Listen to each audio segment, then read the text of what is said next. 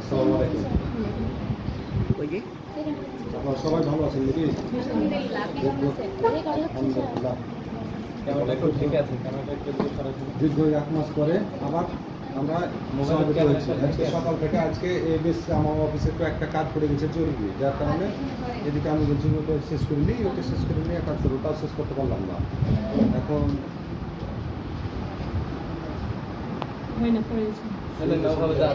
যা আছে থাকবে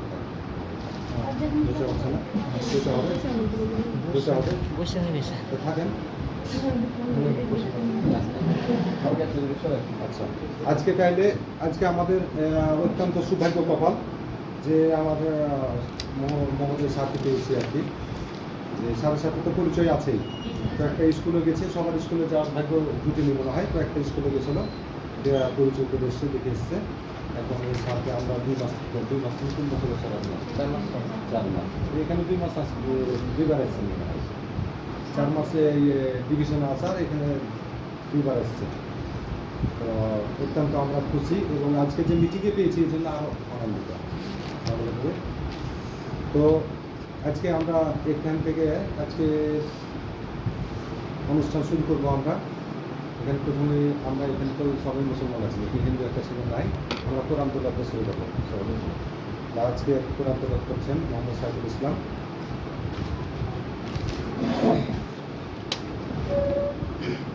أعوذ بالله من الشيطان الرجيم. بسم الله الرحمن الرحيم. أولئك على هدى من ربهم وأولئك هم المفلحون. إن الذين كفروا سواء عليهم أنذرتهم أم لم تنذرهم لا يؤمنون. ختم الله على قلوبهم وعلى سمعهم وعلى أبصارهم غشاوة ولهم عذاب عظيم. صدق الله العظيم. আলহামদুলিল্লাহ, সুন্দর হয়েছে কোরআন থেকে দেওয়া। তো আমরা মূল পথে চলে আসবো আর কি। তো এখানে আমাদের এক মাসে আমি ছোট্ট করে একটা বলে দেবো যে আজকে আপনাদের মানে মন থেকে একটু যে পর্যন্ত আশা আকাঙ্ক্ষা আপনার অভাব অভিযোগ যা আছে সারা কাছে পেশ করতে পারবেন। আজকে সাথে পেয়েছি, যা আছে আপনার মন উজাড় করে পেশ করে দেবেন। হ্যাঁ, স্যার যেটা করবে সেটি কিন্তু বাস্তবায়ন হবে ইনশাআল্লাহ। ঠিক আছে? তো এক কোট থেকে বলেন যে কার কী অভিযোগ আছে। শেষের দিকে নেই, মানে আগে একটু আলোচনা করি, পরে অভিযোগ নেই। প্রথমে অভিযোগ নিলে আমার কথাই শুনবে না। আচ্ছা, আলহামদুলিল্লাহ, ঠিক আছে। এটা শুধু কথা, এটা অভিযোগ যা যা আছে ব্যক্ত করতে পারবেন পরে। ঠিক আছে? আর কথা বলার সময় যদি না বলতে পারে তখন বলবো। হ্যাঁ, শুনবো, কিন্তু আমার কথাটা আগে একটু শুনে নেন। তাছাড়া আপনাদের শুনতে গেলে তখন দিতে না পারলে মনটাই খারাপ হয়ে যাবে। আপনাদের সাথে এখন দুটো কথা রাখবেন, হয়তো স্যার কিছু বলবেন, আপনারা শুনেন।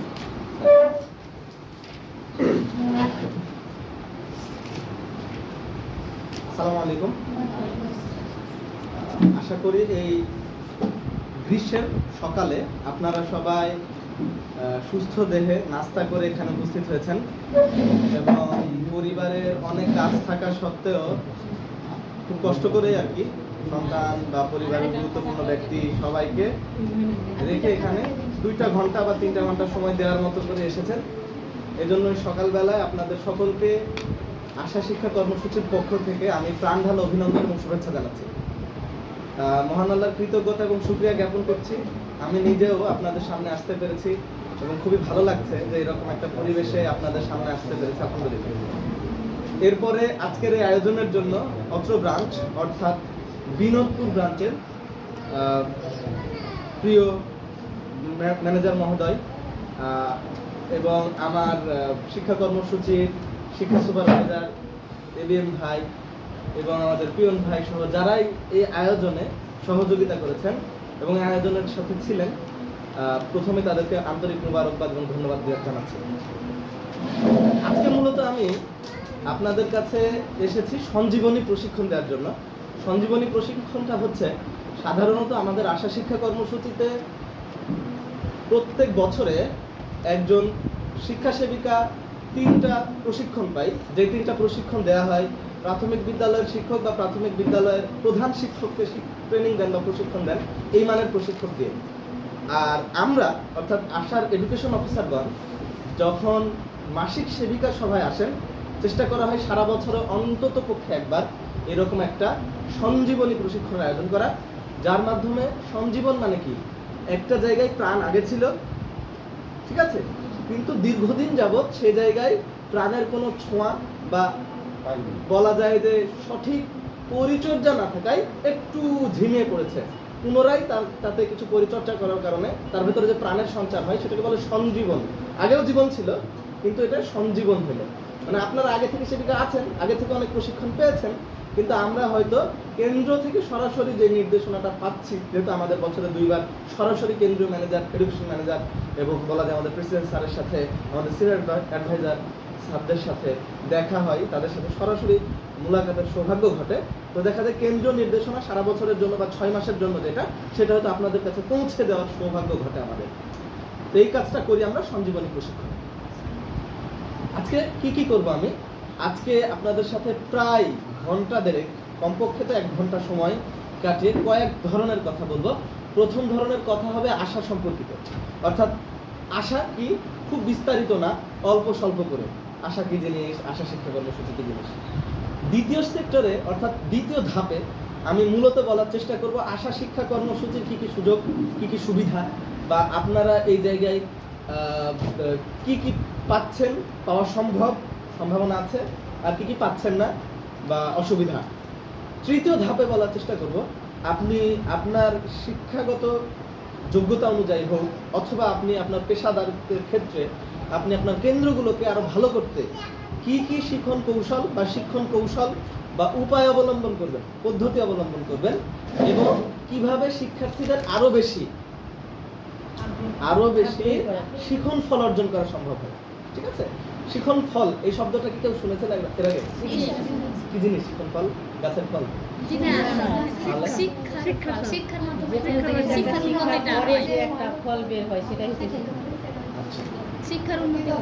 আচ্ছা, শিখন আর শিক্ষণ এই কথাগুলো আমরা একটু পরে হয়তো বোর্ডে লিখেও দেখবো এবং আমরা করবো। তাহলে আমি প্রথমে 3টা ধাপ বললাম। প্রথম ধাপে আশা সম্পর্কে জানাবো, দ্বিতীয় ধাপে বললাম আমরা আশা শিক্ষা কর্মসূচিতে কি সুযোগ সুবিধা পাচ্ছি, কি অসুবিধা হবে বা হচ্ছে এই বিষয়গুলো, আর সর্বশেষ হচ্ছে আমাদের তৃতীয় ধাপে আমাদের শিখন ফল অর্জনে কোনো কিছু করার বা কোনো কিছু জানার বা কোনো কিছু তথ্যীয় বিষয় আমরা দেওয়ার চেষ্টা করবো। 3টা অংশ বলার পরে আপনাদের কাছ থেকে প্রশ্ন নেব, প্রশ্নের অনুপাতে আমি সেগুলো উত্তর দেওয়ার চেষ্টা করবো ইনশাআল্লাহ।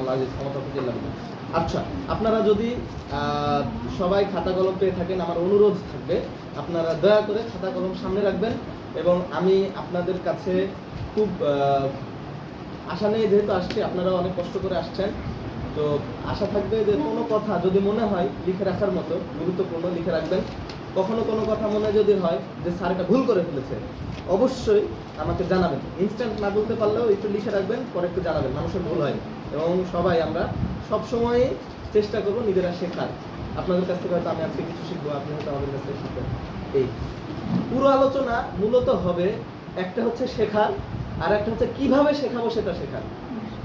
আবারও বলছি, পুরো আলোচনা এই যে এখন থেকে শুরু হয়েছে, এই এখন থেকে পুরো আলোচনাটা আপনারা নিজেরাও শেখার চেষ্টা করবেন, এবং আরেকটা জিনিস চেষ্টা করবেন যে কিভাবে শিখছি, বুঝেননি? আজকে কিন্তু আপনারা আমার কাছ থেকে কিছু শিখছেন বা জানছেন। যেমন আমি যে কথা বলছি, আমি হয়তো হাত নাড়াচ্ছি, আমি হয়তো তাকিয়ে আছি, আমি যেভাবে বসেছি আপনাদেরকে হয়তো এই আকৃতিতে বসিয়েছি, এই সব কিছুই, হ্যাঁ, কথা বলার ধরন, এই সব কিছুই কিভাবে বলছি এই জিনিসটাও যেমন লক্ষ্য রাখবেন, কিভাবে লিখছি এই জিনিসটাও যেমন লক্ষ্য রাখবেন, ঠিক তেমনি কি বলছি সেটাও লক্ষ্য রাখবেন। ক্লিয়ার? তাহলে আমরা শুরু করি নাকি? আচ্ছা, শুরুতেই প্রথম কথা যে আমি একটু দাঁড়াই দেয়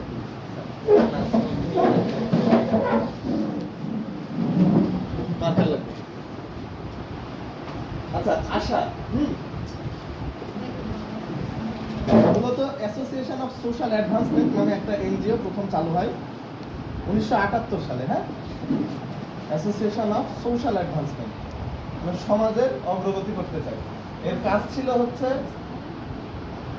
আমার হাতে লেখা খুব ভালো না, এতে অ্যাসোসিয়েশন, এতে সোশ্যাল, আর এতে অ্যাডভান্সমেন্ট, দেখতে পাচ্ছেন? 1978 সালে, কত? 1978। কাজ কি ছিল? সমাজসেবামূলক কাজ।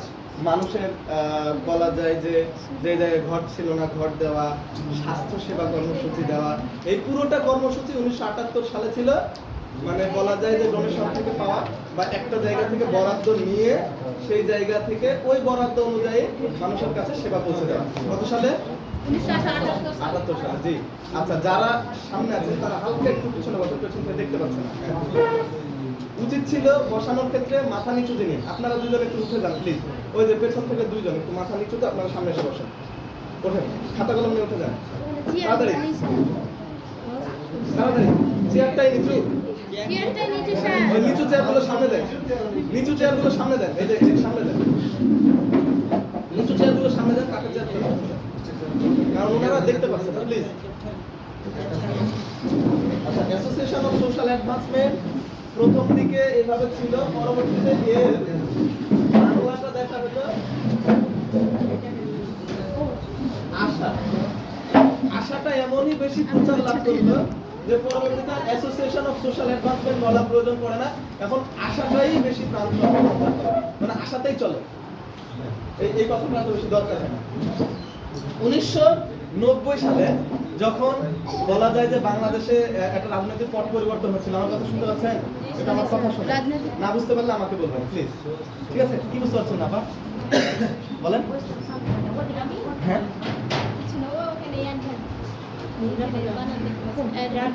Association, ASSOCIATION, association, web of SOCIAN, social advancement হচ্ছে ADVANCE, আবার দেখেন ADVANCE, অ্যাডভান্সমেন্ট MENT, ঠিক আছে? বুঝতে পেরেছেন? মাস্টার্স পাস এখানে কয়জন আছেন? হাত তোলেন। MA পাস একজন, দুইজন, আর কেউ নাই? আপনারা একটু মাঝে মাঝে হেল্প করবেন আমাকে, হ্যাঁ? কোনো কারণে যদি ভুল হয়ে যায় বানান টানান আমাকে একটু ধরে দেবেন, হ্যাঁ? হতে পারে গেল। তাহলে 78 সাল পর থেকে 1990 সাল পর্যন্ত এভাবে চলছিল। 90 সালের দিকে বাংলাদেশের জাতীয় পত্রিকায় খুব লেখালেখি হচ্ছিল দুইটা বিষয় নিয়ে। একটা বিষয় হচ্ছে সমাজে ক্ষুদ্র ঋণ চালু হবে কিনা, আর আরেকটা বিষয় ছিল সমাজে ক্ষুদ্র ঋণের উপকার অপকার। তো ক্ষুদ্র ঋণের উপকার অপকারের মধ্যে আমাদের শফিকুল হক স্যার, প্রেসিডেন্ট স্যার, ক্ষুদ্র ঋণের অপকার বিষয়ে একটা লেখা লেখেন, মানে এটা ভালো না। ঠিক সেই সময় ক্ষুদ্র ঋণের উপকার নিয়ে এনামুল হক চৌধুরী, এনামুল হক স্যার, যিনি আশাতে দীর্ঘদিন খুব বড় পদে ছিলেন, এখনো খুব সম্ভবত আছেন কি বাইরে গেছেন, ওই স্যার আরেকটা লেখা লিখলেন যে না, ক্ষুদ্র ঋণ আসলে ভালো। এই লেখাটা পড়ার পরে আগে ভালো অবস্থা ছিল তো, দুইজন ক্লোজ ডোর, মানে এক ঘরে আলোচনা করলেন দীর্ঘক্ষণ, একটা না 2 থেকে 3 ঘন্টা আলোচনা করার পরে দুভয়ে সম্মত হন যে না, সমাজে ক্ষুদ্র ঋণ কর্মসূচি চালু করা যেতে পারে। পরবর্তীতে 1991 সাল, কত? 1991 সালে উভয়ে, এনামুল হক স্যারও ছিলেন, শফিকুল হক স্যারও ছিলেন, ঠিক আছে? তারা সবাই মিলে আশা প্রতিষ্ঠা করলেন, যা ক্ষুদ্র ঋণ সংস্থা হিসাবে প্রতিষ্ঠা লাভ করে বাংলাদেশে। এবং এই ক্ষুদ্র ঋণ সংস্থা 2007 সালে ফোর্বস ম্যাগাজিনের রিপোর্ট অনুযায়ী গোটা বিশ্বের মধ্যে সবচেয়ে উপযোগী শিক্ষা ব্যবস্থা। আমাদের বিভিন্ন ইয়েতে লেখা থাকে, চার্টগুলো দেখতে পাচ্ছি না, সাধারণত থাকে ওই ইংরেজি চার্টটাতে খুব সম্ভবত লেখা আছে ফোর্বস ম্যাগাজিনের উপর তথ্যটা, যে ওয়ার্ল্ডস মোস্ট লিজেন্ড লেখা আছে। যাই হোক, গোটা বিশ্বের মধ্যে 2007 সালে যে এনজিও গুলোর তালিকা হয়, মানে সেটা র্যাঙ্ক হয়, তার মধ্যে আশা সমাজ পরিবর্তনের সবচেয়ে কার্যকর ক্ষুদ্র ঋণ সংস্থা বা এরকম একটা প্রত্যয় অর্জন করে। 2004-05 সালের দিকে আশার ক্ষুদ্র ঋণ কর্মসূচির খুব রমরমা অবস্থা ছিল। গোটা বাংলাদেশের অনেকগুলো ব্রাঞ্চ 4-5 সালে উদ্বোধন হয়, 1-2 বছরে প্রচুর পরিমাণে। আমাদের আশার প্রতিষ্ঠাতা নাম হচ্ছে শফিকুল হক চৌধুরী স্যার। দেখেন তো এই জায়গায় ওনার কোনো ছবি বা নাম লেখা আছে কিনা? ছবি আছে, নামও লেখা আছে না? মোহাম্মদ শফিকুল হক চৌধুরী। হ্যাঁ, আমরা ওনাকে স্যার বলি। উনি প্রেসিডেন্ট স্যার, প্রয়াত প্রেসিডেন্ট, মানে উনি মারা গেছেন করোনার সময়। ওনার ছেলে আরিফুল হক চৌধুরী স্যার বর্তমানে আশার প্রেসিডেন্ট। তাহলে আশার প্রেসিডেন্টের নাম কি বর্তমানে? আচ্ছা, আর প্রয়াত প্রেসিডেন্টের নাম, প্রতিষ্ঠাতা প্রেসিডেন্টের নাম কি? শফিকুল হক ইসলাম না, মোহাম্মদ শফিকুল হক চৌধুরী। ঠিক আছে, বুঝতে পেরেছি?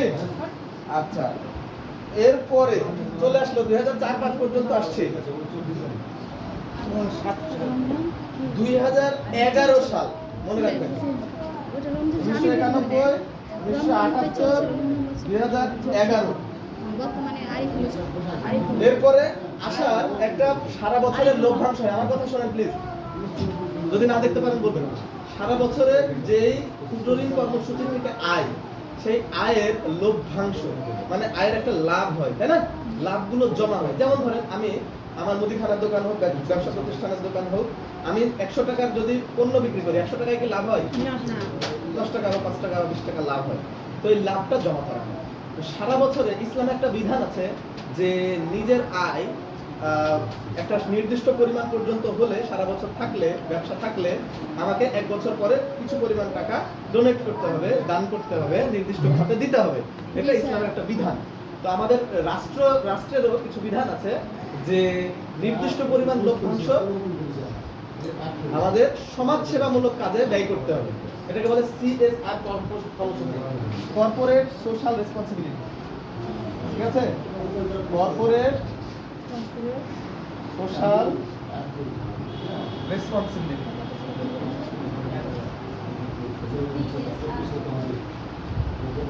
বেশিরভাগ বেশি না, প্রায় সব এনজিও এবং গভর্নমেন্টের স্বশাসিত প্রতিষ্ঠান, মানে যারা নিজেরাই স্বায়ত্তশাসিত, তারা চেষ্টা করে CSR কর্মসূচির একটা নীতিমালাও আছে। হ্যাঁ, মানে কর্পোরেট সোশ্যাল রেসপন্সিবিলিটি, সমাজের সেবামূলক, সমাজ হিতৈষী কিছু কাজ লভ্যাংশ থেকে একটা অংশ দিয়ে করতে হয়। এটা খুব সম্ভবত tax free. Dutch Bangla bank দেখবেন অনেককে বৃত্তি দেয়। বেশিরভাগ এনজিও দেখবেন সেবা, স্বাস্থ্য, শিক্ষা ইত্যাদি কর্মসূচি আছে, এগুলো CSR কর্মসূচি। আমাদের আশাও 2011 সালে CSR কর্মসূচি হিসেবে, মানে এটা পুরোটাই সমাজ সেবামূলক, এটা থেকে আশা আয় করে না, আর্থিক আয় করে না। বুঝতে পেরেছেন? মানে আপনাদের মাধ্যমে আশা কোনো আয় করে না। আপনারা সন্তানদের কাছ থেকে বা বাচ্চাদের কাছ থেকে যে বেতনটা পান বা যে সম্মানটা পান, বেতন বলা মুশকিল, সেটা কিন্তু পুরোটা আপনাদেরকে দিতে হবে। ঠিক আছে? আচ্ছা, তাহলে এটা পুরোটাই সমাজসেবামূলক কর্মসূচি, আর্থিক কোনো আয় হয় না, বরং আর্থিকভাবে ব্যয় হয়। টাকাটা পুরোটাই লভ্যাংশের একটা অংশ খাত থেকে দেওয়া হয়। এই খাতে অর্থাৎ শিক্ষা কর্মসূচিতে যারা আছে, আপনারা শিক্ষা supervisor, education officer, senior education officer, education manager, সবাই এই খাত থেকে আমরা পরিচালিত হচ্ছি। অর্থাৎ ব্যাপক জনবল। আমরা একজন এডুকেশন ম্যানেজার, কেন্দ্রের 2 জন সিনিয়র এডুকেশন অফিসার, একজন এডুকেশন ম্যানেজার EM। ঠিক আছে, কেন্দ্রের 2 জন senior education officer, SEO, SA senior, ইতে এডুকেশন অফিসার। সিনিয়র বানান কি? SRACNION, আর সিনিয়র এডুকেশন অফিসার, OICER। কিভাবে লিখছি দেখেন, লেখার সময় আমি যদি লিখছি লেখা দেখতে বোঝা যায়। SEO, তারপরে আমরা হচ্ছে EO, এডুকেশন অফিসার। আমাদের নিচে আছে ES, এডুকেশন সুপারভাইজার। আপনারা হচ্ছেন এডুকেশন মেন্টর, EN। মেন্টর বানানো হচ্ছে MENTOR, মেন্টর, শিক্ষা সেবিকা। আপনারা কিন্তু ওই যে নার্স সেবিকা না, আপনারা হচ্ছেন মেন্টর সেবিকা। ঠিক আছে, যেটা নার্স ওরা স্বাস্থ্য সেবিকা, NURSE, নার্স ওরা হচ্ছে স্বাস্থ্য সেবিকা, তাই না? আপনারা হচ্ছেন মেন্টর, শিক্ষা সেবিকা। ক্লিয়ার? বুঝতে পেরেছেন? আচ্ছা, তাহলে আশা শিক্ষা কর্মসূচি পরিচালিত হচ্ছে এইরকম জনবল দিয়ে। সারা বাংলাদেশে একজন আশা শিক্ষা কর্মসূচি পরিচালনার জন্য টাওয়ারে ডিভিশনাল ম্যানেজার গ্রেডে, তার থেকে একটু উপরে গ্রেডে এডুকেশন ম্যানেজার আছেন একজন, SEO আছেন হচ্ছেন BNSR গ্রেডে, আমরা আছি আরেক গ্রেডে, তারপরে আছে ES, এডুকেশন সুপারভাইজার, এলো গ্রেডে আছেন। অবশ্য ওটা এখনো পর্যন্ত হয়তো গ্রেডের ভিতরে না, ওনারা EX, মানে এক্সট্রা এক্সেপশনাল লেখা হয় আর কি। আর তারপরে সবার নিচে আছে এডুকেশন মেন্টর। তবে এই জায়গায় EM না লিখে শুধু মেন্টর লেখেন, কারণ EM তো এডুকেশন ম্যানেজার, দুইটা আবার সেম হয়ে যায়। আচ্ছা, আমাদের কাজ 2 ধরনের। বলেন মেন্টর, MENTOR, জি, সংক্ষিপ্ত রূপ মেন্টর, M লিখতে পারেন। মূলত এডুকেশন মেন্টর আপনারা। আচ্ছা, এতটুকু পর্যন্ত বুঝেছেন তো না? আচ্ছা, এইবার আমরা মূলত এইটা কাজটুকুতে বোঝাতে চেষ্টা করলাম আশা আমাদের কিভাবে প্রতিষ্ঠা করেছে। 2011 থেকে 19-20 সাল পর্যন্ত শিক্ষা কর্মসূচি চললো। নাম কি ছিল তখন? কেউ কি আছেন পুরনো কর্মী? 2000 মানে করোনার আগ পর্যন্ত, বন্ধ হওয়ার আগ পর্যন্ত এই শিক্ষা কর্মসূচির নাম কি ছিল বলেন? নাম তাই ছিল নাম?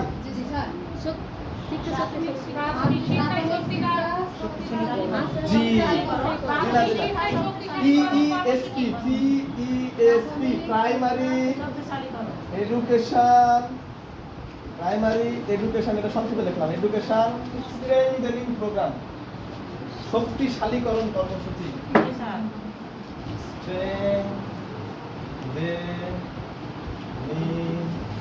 প্রোগ্রাম, প্রাথমিক শিক্ষা শক্তিশালীকরণ কর্মসূচি, ঠিক আছে? এটা স্ট্রেংথেনিং, স্ট্রং থেকে স্ট্রেংথেনিং, ঠিক আছে? বুঝতে পেরেছেন? STRENGTHENING, strengthening programme. PESP ছিল প্রাথমিক শিক্ষা শক্তিশালীকরণ কর্মসূচি। লেখার দরকার নাই, অবশ্যই মনে রাখতে পারেন। প্রাথমিক শিক্ষা শক্তিশালীকরণ কর্মসূচি।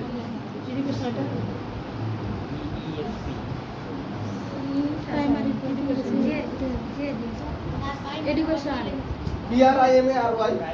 প্রাইমারি থেকে তারপরে এডুকেশন ও হ্যাঁ, এডুকেশন সংক্ষেপে সংক্ষেপে দিয়েছি এডুকেশন মানে হচ্ছে জানি স্যার এডুকেশন। আমরা খুব এডুকেশন লেখা লাগে তো, আমরা এইজন্য EDN লিখি, মানে আমরা পড়েছি এডুকেশনে। তাড়াতাড়ি শেষ করেন প্লিজ। স্ট্রং কি লিখেছে স্ট্রেংথেনিং মানে পাচ্ছেন না? নিচে পাচ্ছি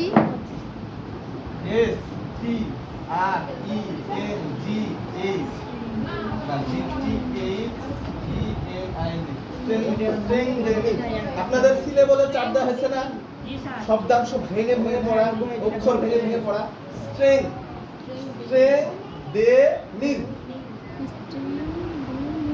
স্ট্রেংথেনিং হয়েছে? লেখা হয়েছে? লিখতে পারেন নাকি? মোবাইল সাইলেন্ট করে রাখতে হবে, জরুরি না হলে ফোন করা যাবে না। আচ্ছা, লেখা শেষ? হ্যাঁ, তাহলে আমরা এই জায়গা থেকে পরবর্তীতে করোনার পরে আবারও উদ্বোধন হয়ে লেখা কি মুছে ফেললাম। প্রাথমিক শিক্ষা কর্মসূচি নাম হয়ে গেল, সরি আশা শিক্ষা কর্মসূচি নাম হয়ে গেল। এখন আর প্রাথমিক নাই, কেটে গেছে। AEP, আশা এডুকেশন প্রোগ্রাম। এগুলাতে বেশি সময় দেওয়া যাবে না এগুলোতে। তার মানে আশা শিক্ষা কর্মসূচি। প্রাথমিক কেটে গেল কেন বলেন তো কেউ একজন? প্রাথমিক কেটে গেল কেন? আগে ছিল, এখন নাই। বোঝা গেল না? কারণ হচ্ছে আগে আমরা শুধু শিশু থেকে দ্বিতীয় শ্রেণী পর্যন্ত পড়াতাম, এখন আপনারা তৃতীয় থেকে পঞ্চম পড়াচ্ছেন, কিছু কিছু জায়গায় ষষ্ঠ থেকে অষ্টম চালু হয়ে গেছে।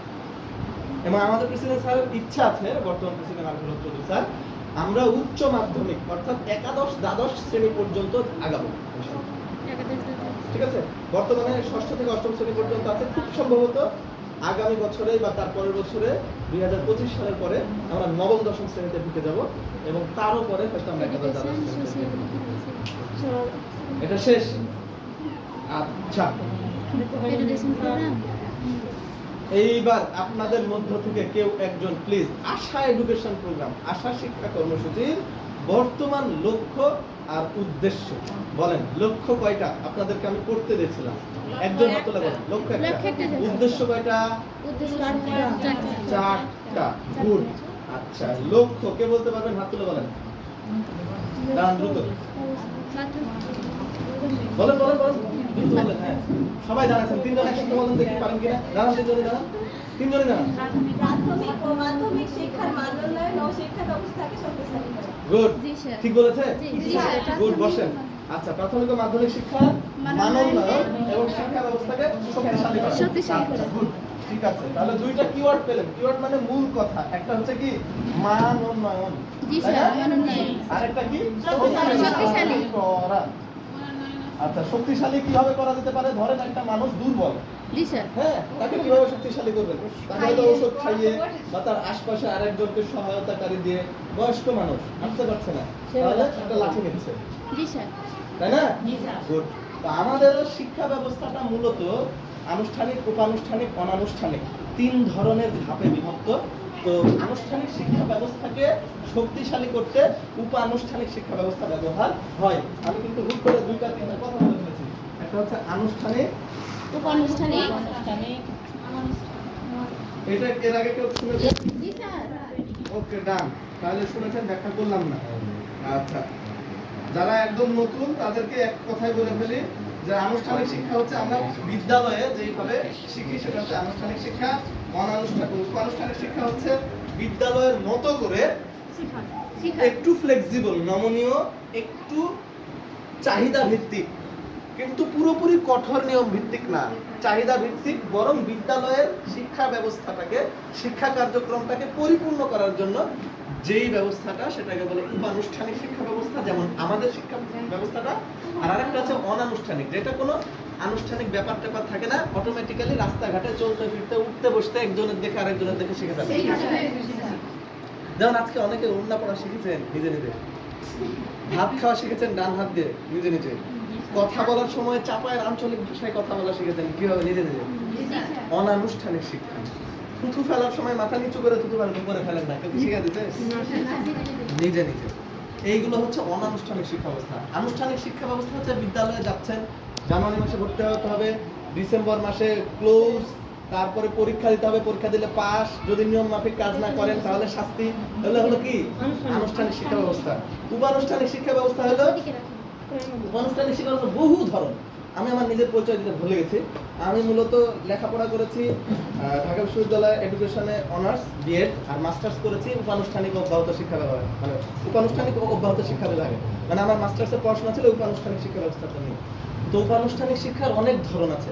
উপানুষ্ঠানিক শিক্ষার একটা ধরন হচ্ছে ফ্রি স্কুল, কোনো ধরনের স্কুলই থাকবে না। উপানুষ্ঠানিক শিক্ষার একটা ব্যবস্থা হচ্ছে ডি স্কুল, কেউ কোনোদিন স্কুলে যাবে না। হ্যাঁ, আইভান ইলিচ এই মতের প্রবক্তা। যাই হোক, অনেক ধরনের শিক্ষা ব্যবস্থার একটা উপানুষ্ঠানিক শিক্ষা ব্যবস্থা হচ্ছে প্রাথমিক পর্যায়ে যারা শিক্ষা অর্জনে এখনো পিছিয়ে আছে। আবারও বলি, প্রাথমিক পর্যায়ে যারা মৌলিক শিক্ষা অর্জনে এখনো পিছিয়ে আছে তাদের এই শিক্ষা ব্যবস্থাটা সরবরাহ করা। ঠিক আছে? তাহলে আনুষ্ঠানিক শিক্ষা ব্যবস্থার পরিপূরক বা সম্পূরক হিসেবে, আনুষ্ঠানিক শিক্ষা ব্যবস্থার পরিপূরক বা সম্পূরক হিসেবে উপানুষ্ঠানিক শিক্ষাটা কাজ করে। কথাটা মনে রাখবেন, পরিপূরক বা সম্পূরক এই দুটো শব্দ। হ্যাঁ, পরিপূরক কি? আনুষ্ঠানিক, উপানুষ্ঠানিক, অনানুষ্ঠানিক বিভাগ শেষ। হ্যাঁ, পরিপূরক আর সম্পূরক। একটা গ্লাস ধরেন,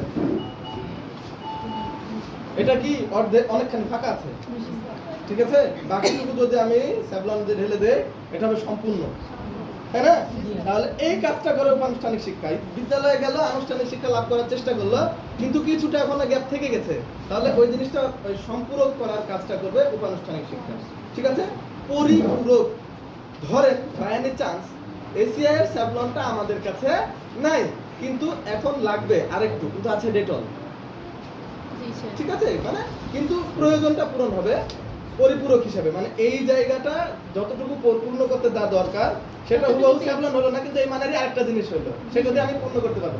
এই পরিপূরকের কাজটা করবে উপানুষ্ঠানিক শিক্ষা, পরিপূরক এবং সম্পূরকের কাজটা। কিন্তু তাই বলে পুরোপুরি আনুষ্ঠানিক শিক্ষা ব্যবস্থাকে বাদ দিয়ে দেওয়া যাবে না, মানে আনুষ্ঠানিক একটা নিয়ম শিক্ষাতে থাকা উচিত। হ্যাঁ, আনুষ্ঠানিক শিক্ষা না থাকলে আবার উপানুষ্ঠানিক টিকবে না। ঠিক আছে? আনুষ্ঠানিক শিক্ষা ব্যবস্থায় যাইতে না পারলেই আমরা মূলত আনুষ্ঠানিক শিক্ষায় যাবো। যেমন ধরেন আমাদের পূর্বপুরুষেরা আইসিটি পড়েনি, আমাদের ম্যানেজার ভাইরা যখন প্রথম চাকরিতে ঢোকে কম্পিউটার নাড়েইনি, কিন্তু এখন দেখেন কম্পিউটারে বসে আছে, সারাদিন হিসাব করতে হচ্ছে। তাহলে ওনাদেরকেও শিখতে হয়েছে, ট্রেনিং নিতে হয়েছে। এই যে ট্রেনিং নেওয়া, শেখা, এগুলো কি শিক্ষা? উপানুষ্ঠানিক শিক্ষা। আজকে যে আপনারা শিখছেন এটা কি শিক্ষা? আপনারা যে বাচ্চাদেরকে শেখাচ্ছেন এটা কি শিক্ষা? খুব তাড়াতাড়ি বুঝে গেলেন, গুড, আপনাদের একটা হাত তালি। আচ্ছা, তাহলে আমরা মূলত ছিলাম এতক্ষণ ধরে যে আমাদের শিক্ষা ব্যবস্থার লক্ষ্য এবং এই শিক্ষা ব্যবস্থাতে আমরা শক্তিশালী করা আর মানোন্নয়ন করা, এই দুইটা পয়েন্ট আমরা লক্ষ্যতে পেয়েছি, তাই না? আচ্ছা, তাহলে শক্তিশালী এবং মানোন্নয়ন করলে মূলত আমরা এই সম্পূর্ণ কাজটা সম্পাদন করতে পারবো। উদ্দেশ্য 4টা, কে কে বলতে পারবে? আমাদের আশা শিক্ষা কর্মসূচির উদ্দেশ্য 4টা, কে বলতে পারবে? বলেন না, একজন একজন করে। প্রথম উদ্দেশ্য প্রাথমিক বিদ্যা, প্রাক প্রাথমিক পরিচর্যার মাধ্যমে প্রাথমিক স্কুলে ভর্তির জন্য প্রস্তুত করা, জি স্যার। তাই না? জি। এক নাম্বারটা হচ্ছে প্রাক-প্রাথমিকদেরকে প্রাথমিকে, পরিচয়। তাই না? এটাই তো মনে হয় প্রাক-প্রাথমিককে প্রাথমিকের জন্য প্রাক প্রাথমিক পরিচর্যার মাধ্যমে প্রাথমিক স্কুলে ভর্তির জন্য শিক্ষার্থীদের প্রস্তুত করা। নিম্ন নিম্ন বুঝতে পারছেন? ঝরে পড়া আচ্ছা, এটা তাহলে এক নাম্বারটা ছিল প্রাথমিকের জন্য প্রস্তুত করা। এটা মূলত কাদের জন্য? যারা শিশু শ্রেণীতে, তাই না? জি স্যার। অর্থাৎ শিশু শ্রেণীর শিক্ষার্থীদেরকে আপনারা কি করবেন? প্রাথমিকের জন্য প্রস্তুত করবেন। জি স্যার। দুই নাম্বারটা কি? দেখে বলতে হবে, এতক্ষণ ধরে কি করলেন? হবে না? নিম্ন ও নিম্নবিত্ত শ্রেণীর স্টুডেন্টরা ঝরে না পড়া। ঝরে পড়া, হ্রাস করা, না পড়া বন্ধ হ্রাস করতে করা হবে। স্যার, হ্রাস করা। হ্রাস না, বলেন তো হ্রাস। হ্রাস বানান করতে পারবে কে? জি, ভয়ে আকার দন্ত স, ভয়ে রফলা আকার দন্ত স, দন্তেশ না, বলেন দন্ত স। এই যে দ দন্ত নয় তয় জফলা দন্ত স, একটা আছে মূর ধন্য স, আরেকটা কি আছে? আর কোনো স আছে? নাই। আচ্ছা, আরেকটা আছে বর্গীয় জ অন্তস্থ জ। বর্গীয় বানান হচ্ছে ব গয়ের অন্তস্থ, আর এটা হচ্ছে অন্তস্থ অ। এই যে ঠিক আছে, এভাবে শুদ্ধভাবে উচ্চারণ করবেন। হ্যাঁ, দন্ত স, মূর্ধন্য স, মধিনস্য বা পেট কাটা মধিনস্য বলা যাবে না। তাহলে বর্গীয় জ অন্তস্থ জ গেল। তাহলে ঝরে পড়া, হ্রাস করা, তাই না? হ্রাস করা, ডিক্রিজিং, কমানো। হ্রাস করা মানে কি? কমানো। কেন কমাবো? দেখেন, আমাদের প্রাথমিক বিদ্যালয়ে বাচ্চা কাচ্চা যায়, শিক্ষার্থীরা যায়, শিশু শ্রেণীতে বা ওয়ানে ভর্তি হয়, পঞ্চম শ্রেণী শেষ করতে হয় অনেক, মানে কম্পিটিশন রেট, পরিপূর্ণতার হার বাংলাদেশে এখনো শতভাগ হয়নি। যদিও আমরা দেখছি প্রায় সাক্ষরতার হার 74 থেকে 75% ওটা বাংলাদেশে সাক্ষরতার হার, কিন্তু আমরা দেখছি প্রাথমিক বিদ্যালয়ে যাওয়ার সংখ্যা যতটুকু, সমাপ্তকরণের সংখ্যা ততটুকু না। ঠিক আছে, তাহলে আমরা কেন সমাপ্ত হচ্ছে না? আমের অনুকূল ধরছে কিন্তু আম বড় হচ্ছে না, ধরে যাচ্ছে। কেন ধরে যাচ্ছে?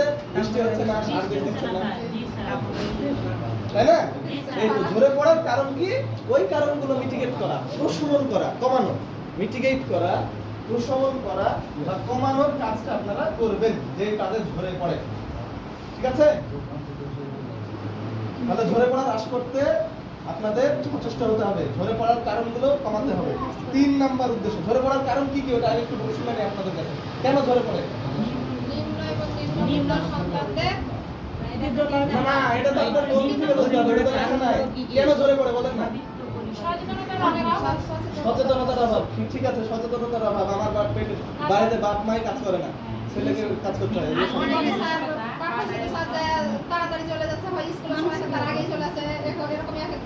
গুড। কোন কোন ক্ষেত্রে প্রয়োজন, কোন কোন ক্ষেত্রে প্রয়োজন। গুড। এইগুলো ক্ষেত্রগুলো আমাদের মাথায় রাখতে হবে। অনেকগুলো পয়েন্ট আপনারাই বেশি জানেন, এবং এটা এক এক এলাকায় এক এক রকম। এই ঝরে পড়ার কারণগুলো আপনারা বেশি বুঝবেন বলেই মূলত আশা শিক্ষা কর্মসূচিতে শিক্ষা সুপারভাইজার, শিক্ষা সেবিকাদেরকে নিজ এলাকায়, নিজ উপজেলায়, নিজ গ্রামে নিয়োগ দেওয়া হয়, এবং এডুকেশন অফিসারদেরকেও চেষ্টা করা হচ্ছে নিজ এলাকায় যাওয়ার। কারণ এটা নিজের এলাকার ভাষা, সংস্কৃতি, ধর্ম, এগুলো ওনারাই ভালো বুঝবে। এই জায়গায় যেটা অন্য জায়গায় ওরকম না। ঠিক আছে, আর এটা মূলত ওই এলাকার মানুষদের কাছে আশা যাতে ঢুকতে পারে, এই উদ্যোগেই মূলত নেওয়া হয়েছে। আশার এই জিনিসটাই লাভ, যোগাযোগ।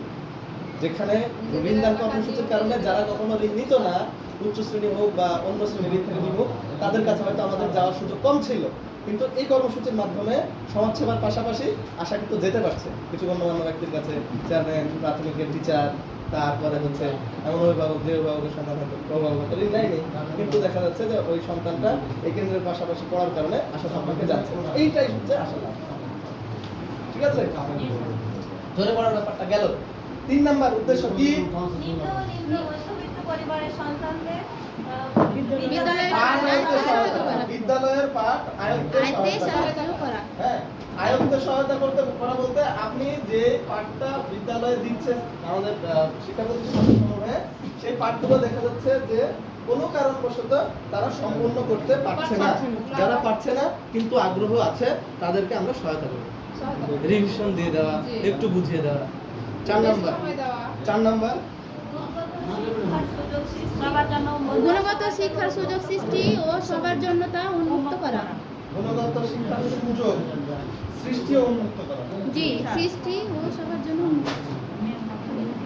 আশা বর্তমান প্রেসিডেন্ট স্যার সরাসরি বলেছেন আমাদেরকে যে আমাদের মূল টার্গেট 1 থেকে 10 পর্যন্ত না। হ্যাঁ, আমাদের মূল টার্গেট 1 থেকে 10 পর্যন্ত শিক্ষার্থীরা না, বরং যে শিক্ষার্থীরা এরপরে ধরেন 11 পরে খুব ভালো না কিন্তু আগ্রহ আছে তাদেরকে, কিন্তু তারা চাচ্ছে পারছে না। যারা ভালো ওরা তো পারে, ওনার কথা হচ্ছে তো গুণগত শিক্ষা যারা অর্থবান, যেমন আমাদের ম্যানেজার, যেমন আমার যদি সন্তান হয় আমি কিন্তু চেষ্টা করব ভালো একটা স্কুলে পড়ানোর, ও তো পারে। কিন্তু আমার যেসব পিছিয়ে পড়া বা তুলনামূলক আর্থিকভাবে অসচ্ছল নিম্ন মধ্যবিত্ত এই সন্তান, এই পরিবারের সন্তানগুলো যাতে আমাদের গুণগত শিক্ষাটা পায়, সেই জন্য মূলত আপনাদেরকে রাখা, আপনাদেরকে 3 মাস প্রশিক্ষণ দেওয়া, সঞ্জীবনী প্রশিক্ষণ দেওয়া, তারপরে সুপারভাইজ করার জন্য একজন এডুকেশন সুপারভাইজার রাখা, সব কিছু মূলত গুণগত শিক্ষার জন্য রাখা। ঠিক আছে, ক্লিয়ার? লক্ষ্য উদ্দেশ্য বুঝতে পেরেছেন? জি স্যার। লক্ষ্য উদ্দেশ্য না বুঝতে পারলে কাজ করা যাবে না। ইসলামের 5টা জি জানতে হবে না? জি স্যার। আমাদের তো লক্ষ্য উদ্দেশ্য জানতে হবে, জানলে হবে না, মনে রাখতে হবে।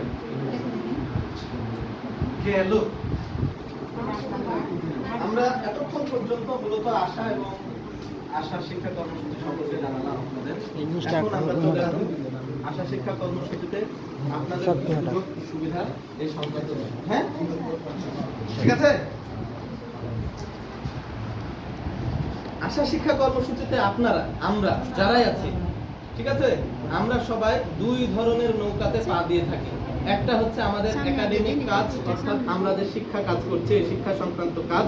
আরেকটা হচ্ছে আমাদের প্রশাসনিক কাজ, ছুটি নেওয়া, কাগজপত্র যাচাই বাছাই করা, নিয়োগ দেওয়া, নিয়োগ নবায়ন করা, কোনো কারণবশত কেউ চলে গেলে বা কোনো অকারেন্স ঘটালে তার শাস্তি টাস্তি দেওয়া, এই কাজগুলোকে বলে প্রশাসনিক কাজ।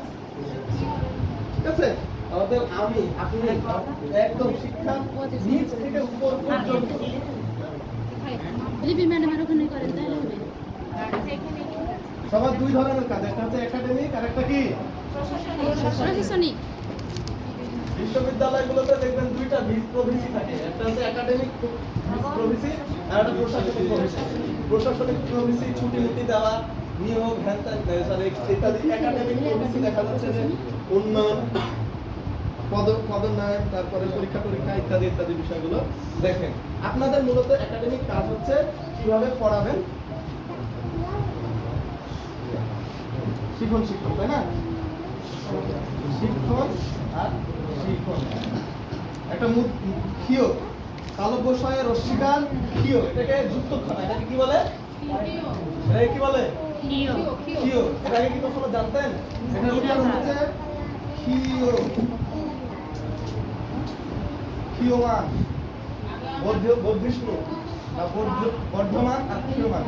এটা যে ক্ষীয়, তালব্যশয়ে রস্বীকার ক্ষীয়, মূর্ধন্য ন। শিক্ষণ, শিক্ষণের ইংরেজি হচ্ছে টিচিং, আর শিক্ষণের ইংরেজি হচ্ছে লার্নিং। এই কাজগুলো করতে হবে, শিক্ষণ এই কাজগুলো আপনাদের একাডেমিক কাজ। আর প্রশাসনিক কাজ হচ্ছে যাবতীয় অবকাঠামো ব্যবস্থা করা, তারপরে আপনার ছুটি নেওয়া, নিয়োগ ইত্যাদি, বেতন, ভাতা, সম্মানী ভাতা।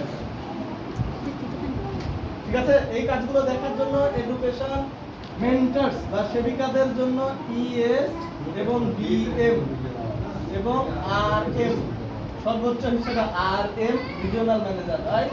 তারপরে সরাসরি তদারককারী হিসেবে বেতন দেওয়া, ছুটি মঞ্জুর করার ক্ষেত্রে বা আবেদনপত্র দেওয়ার ক্ষেত্রে ডিএম বরাবর, ব্রাঞ্চ ম্যানেজার বরাবর আপনাদের করতে হয়। আর এগুলো অনেক ক্ষেত্রে যাচাই বাছাই করা, মিডিয়া হিসেবে কাজ করে ইএস, এডুকেশন সুপারভাইজার, আপনাদের সেবিকা। ক্লিয়ার? আর এডুকেশন সুপারভাইজারের এগুলো তদারকি করে হচ্ছে আমি, অর্থাৎ ইও, এডুকেশন অফিসার, তারপরে হচ্ছে ডিএম, আরএম, ডিএম। ওনার আবার স্বাক্ষরকারী হন ডিএম স্যার। ওনার একটা ধাক্কা বেশি, আপনাদের একটা ধাক্কা কম। ডিএম স্যার আপনাদের লেভেল পর্যন্ত যাবে না, আপনারা ঘুরতে যাবেন। কিন্তু এডুকেশন সুপারভাইজারদেরকে এই প্রশাসনিক দিকগুলোতে কিছু স্বাক্ষর টাক্ষর করতে হয়। মূলত বেতন নেওয়ার ক্ষেত্রে সুপারের বেশি গুরুত্ব বিএম আর এম ডিএম, কিন্তু একাডেমিক দিকে একদম এডুকেশন মেন্টরের দেখার জন্য আছেন কে? Supervisor, education supervisor. নিয়মিত মাসে 3 থেকে 4 বার উনি যাবেন, একদম গুণগতভাবে ভালোভাবে দেখবেন। ইয়েস, আপনাদের ওনার কিন্তু পাওয়ার হেভি একাডেমিক দিক থেকে, ঠিক আছে? মূলত এটা একাডেমিক বিষয় বেশি, তো এটা তো ওনার পাওয়ার। এরপরে আছে কে? ইও। আমি সরাসরি গিয়ে দেখলাম অবস্থা খারাপ, শুরু এবং শেষ ঠিকঠাক হয় না, উপস্থিতির গড় খুবই খারাপ। প্রথম দিন ওয়ার্নিং, দ্বিতীয় দিনই বাদ, ঠিক আছে? এটা হলো ইও। আমার উপরে আবার আছে এস ইও, তার উপরে আবার আছে ইএম, এডুকেশন ম্যানেজার। সামিউল হক স্যারও ভিজিট দেন, উনিও খোঁজ খবর রাখেন, ঠিক আছে? বুঝতে পেরেছেন? তাহলে একাডেমিক দিকের বস, প্রশাসনিক দিকের বসকে মেইনটেইন করে আপনাদেরকে চলতে হবে। এই একটু কঠিন, 2 নৌকায় পা। আমারও আছে, আমারও সরাসরি সুপারভাইজ করার ছুটি নেওয়া এগুলোর ক্ষেত্রে দিন স্যার। আর আমার প্রশাসনিক একাডেমিক দিকগুলো, আমি আপনাদেরকে নিয়ে যে কাজগুলো করছি, এই কাজগুলোর হিসাব দেওয়া, কাজগুলো যারা করছি জানানো, অনুমতি নেওয়া, তারা আসলে তাদেরকে নিয়ে ঘোরা, এই যে আপনারা এই তথ্য দিয়েছেন, এই তথ্যগুলো জানানো, এটা জানানোর জন্য আমার সিনিয়র হচ্ছে সিনিয়র এডুকেশন অফিসার। কিন্তু আমার প্রশাসনিক তদারককারী হচ্ছে ডিএম, ডিস্ট্রিক্ট ম্যানেজার, ঠিক আছে? এগুলো আপনাদের 2 নৌকায় পা দিয়ে চলতে হবে, কারণ আমরা সবসময় আপনাদেরকে সিসিটিভি, ক্লোজ সার্কিট টেলিভিশন আপনাদেরকে সার্বক্ষণিক নজরদারিতে রাখতে চাই। সার্বক্ষণিক নজরদারিতে রাখতে হলে আমরাও যেমন আছি, তারপরে ক্রেডিট ফাংশন, অডিটর, এই সকল আসার সকল ক্ষেত্র আপনাদের সাথে বাদ যাবেন না। কোনো না কোনো জায়গায়, কোনো না কোনো নেটে, কোনো না কোনো চালে। আচ্ছা, একাডেমিক কাজ তদারকি করলাম, একাডেমিক কাজগুলো পড়ানো, তাই না? নিয়োগ সম্মানে ভাতা, ছুটি অবকাশ, এইসব বিষয়গুলো আপনারা অনেকবার শুনে ভালো আছে। নবকাঠামো ঘর লাগবে, 30 থেকে 40 জন বসার মতো জায়গা লাগবে, তারপরে ত্রিপল লাগবে, ইউআরপিতে বসাতে হবে, একটা স্ট্যান্ড লাগবে, একটা হোয়াইট বোর্ড লাগবে বা বোর্ড লাগবে, তারপর একটা সাইনবোর্ড লাগবে, সাইনবোর্ড দর্শনীয় জায়গায় ঝুলাতে হবে। তাহলে আপনারা জানেন, বেশি বলতে গেলে লম্বা হবে। আর ছুটি সংক্রান্ত সার্কুলার আছে, সার্কুলারে আমাদের সংবিধানের মতো, বাংলাদেশের যেমন সংবিধান, ঠিক আছে? সংবিধান কি জিনিস? সংবিধান হচ্ছে আপনার বিয়ের কাবিল নামা, যেমন বিয়ের কাবিল দলিল স্যার, একটা দলিল। ওই রকম হচ্ছে আসার ম্যানুয়াল সার্কুলার আছে, ওই অনুযায়ী ছুটি নেওয়া, নিয়োগ দেওয়া, সম্মানী ভাতা সবগুলো সম্পাদিত হয়। বছরে বছরে একটু আপডেট হয়, হালনাগাদ হয়, কিছুটা পাল্টায়, তবে প্রায় ক্ষেত্রে একই, হয়তো আস্তে আস্তে একটু বাড়ছে। এই ফাঁকে আপনাদের হালকা একটা ইঙ্গিত দিয়ে রাখি, যারা এডুকেশন সুপারভাইজার আছেন পাইলটিং কেন্দ্রে, তাদের হয়তো সামনে কিছু সুখবর এক্সট্রা আছে। আর আপনারা যারা সেবিকা অ্যাজ এ পাইলটিং সেবিকা হিসেবে আপনারা তো এমনিতেই প্রিভিলেজ, কিছুটা সুবিধা পান নন পাইলটিং এর চাইতে। আর সব ক্ষেত্রে আপনাদেরকে এখন বেশি হাইলাইট করা হচ্ছে, ফলত সুযোগ সুবিধাগুলো আপনাদের চিন্তা, অর্থাৎ আপনারা 3 to 5 প্লাস 6 to 8 এসবদেরকে মাথায় রেখে আগামী হয়তো বাড়ানো হবে, হ্যাঁ? তাদের আপনাদের কর্মতৎপরতা, কাজের গুণগত মান আসলে ভালো হচ্ছে না খারাপ হচ্ছে, এগুলোর উপরে ভিত্তি করে সংস্থা, ঠিক আছে? আচ্ছা, এটা গেল প্রশাসনিক দিক। আমি একটু মুছে ফেললাম, মনে রাখেন কিছু কিছু জায়গা থেকে বলবো কিন্তু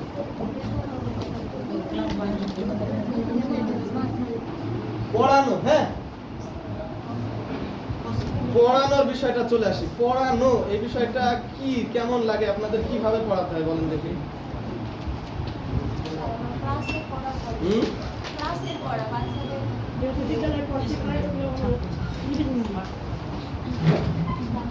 আচ্ছা আচ্ছা, উপানুষ্ঠানিক শিক্ষার কিছু ইয়ে ছিল, আপনারা এগুলো এর আগে একটা পুস্তিকা ছিল প্রাথমিক শিক্ষা শক্তিশালীকরণ কর্মসূচির, সেই পুস্তিকা থেকে এটা ছিল। এই বিষয়গুলো আপনারা হয়তো দেখে নিতে পারেন। এখানে শিক্ষার্থীদের শিক্ষণ ব্যাপারটা মুখ্য, উপানুষ্ঠানিক শিক্ষার কিছু বৈশিষ্ট্য আর কি। শিক্ষণ ব্যাপারটাই মুখ্য, স্তর ভিত্তিক নয়, সনদপত্র প্রদান মুখ্য নয়, প্রথম দিকে প্রয়োগ দিয়ে যোগ্যতা প্রমাণিত হয়। অর্থাৎ উপানুষ্ঠানিক শিক্ষায় আপনার সার্টিফিকেটের চাইতে কাজ করে দেখানো, বাস্তবে করতে পারা, এটাতে যোগ্যতা বেশি প্রমাণ করে, ঠিক আছে? উঁচু চেয়ারের পরেও যদি না দেখতে পান তাহলে ব্যর্থতা। আপনি যে যেমন উঁচু আছে আপনি পিছনে চলে যান, হ্যাঁ ভালো হবে, দেখতে আর সমস্যা হলে বলবেন। নিয়ম কানুন নমনীয় বিধিনিষেধ, অবকাঠামোগত প্রতিষ্ঠান ছাড়াও যে কোনো সুবিধাজনক স্থানে এই শিক্ষা সম্ভব, উপানুষ্ঠানিক শিক্ষা। আপনারা অনেকে গাছতলাতে পড়াতে পারেন, কিন্তু পাইলটিং তো গাছতলাতে হবে না, সুন্দর ভালো লাগবে, তাছাড়া কিন্তু কেন্দ্র পাল্টে যাবে। স্থানীয় সম্পদ নির্ভর বলে ব্যয় তুলনামূলকভাবে উপানুষ্ঠানিক শিক্ষায় খুব কম হয়।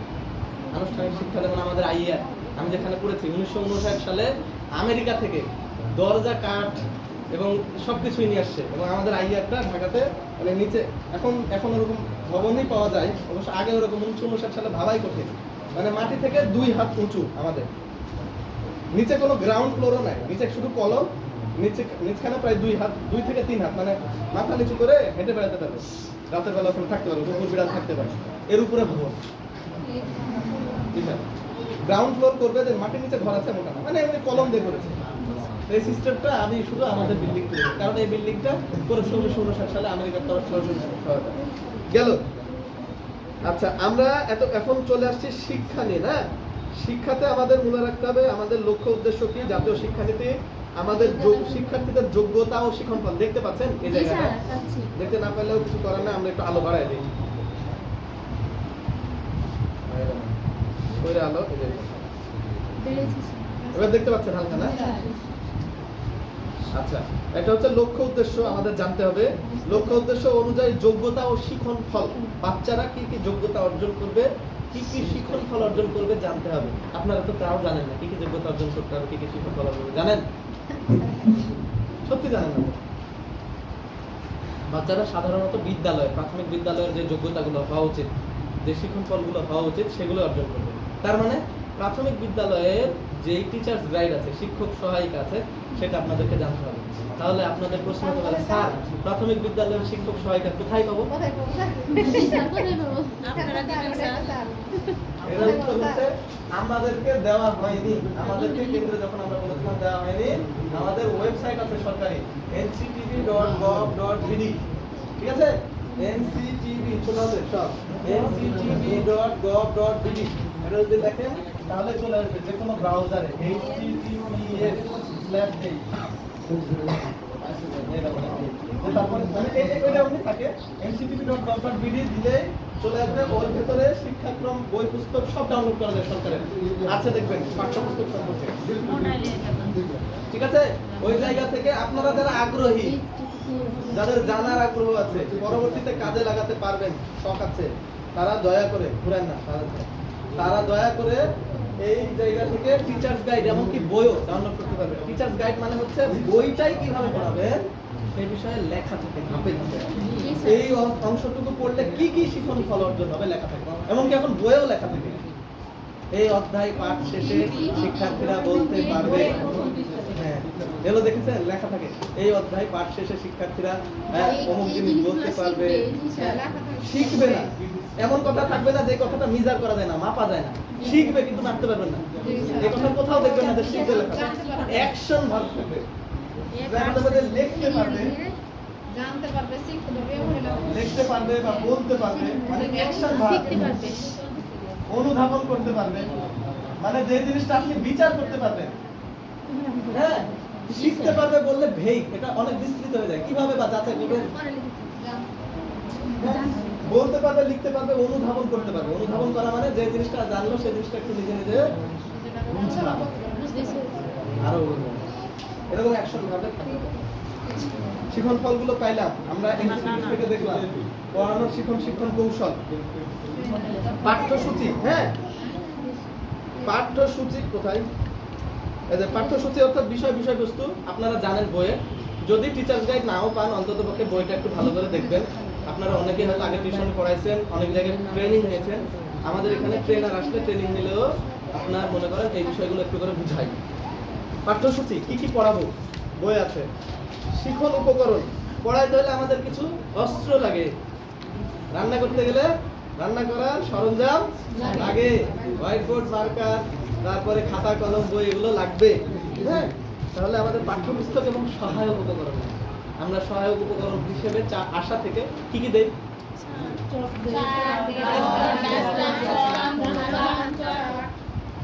আর কিছু লাগে এগুলো ছাড়া, খাতা কলম লাগে, বই লাগে, পেন লাগতে পারে, কখনো হচ্ছে জ্যামিতি বক্স লাগতে পারে।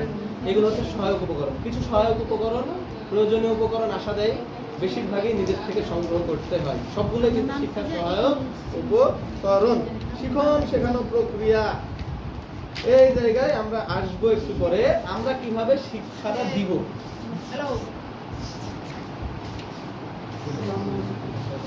তোমার সাথে কথা বলেন, আমরা একটু আচ্ছা মিটিং করছি তো জি।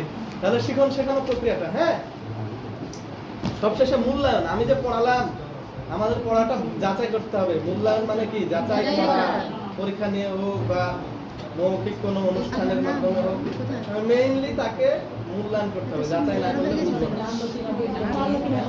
আজকে এত বক করলাম, পরে যদি জিজ্ঞেস করা হয় যে আশা শিক্ষা কর্মসূচির উদ্দেশ্য কি, তাহলে যখন আপনারা উদ্দেশ্য কয়টি, তাহলে যখন আপনারা যদি বলেন 5টি বা 2টি, তখন দেখা গেল পুরো দিনের প্রশিক্ষণটা আমার কি মাটি। মূল্যায়নে শূন্য। বৃক্ষ তোমার নাম কি? তাই না? ঠিক। আপনার ছাত্র ছাত্রী আপনার প্রমাণ, আপনি ভালো শিক্ষা শিক্ষা কিনা। আচ্ছা, বুঝতে পেরেছি আমরা। আচ্ছা, প্রাথমিক শিক্ষার লক্ষ্য উদ্দেশ্য আগে এগুলো ছিল, এগুলো চেঞ্জ হয়েছে শিক্ষাক্রমে। আমরা এত কথা দেব না, আমরা দেখবো হচ্ছে প্রায়োগিক অংশ। এই যে এই জায়গাটা দেখতে পাচ্ছেন, কে কে দেখতে পাচ্ছেন? সবাই পাচ্ছেন? শিশুদের শিখন একদম পিছনে। হ্যাঁ আপনি, না আপনি তো পারেন। এই যে আপনি লাল দাঁড়ান। জি, নাম কি আপনার? জি, এখানে কি লেখা আছে বলেন? আর মানে দেখছেন, আপনি পাচ্ছেন না দেখতে।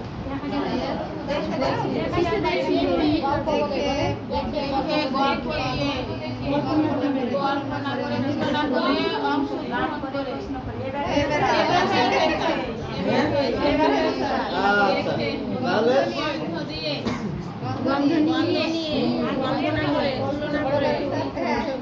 তাহলে শিশুদের শিখন কিছু কিছু মাধ্যমে অর্জন হয়। দেখে দেখে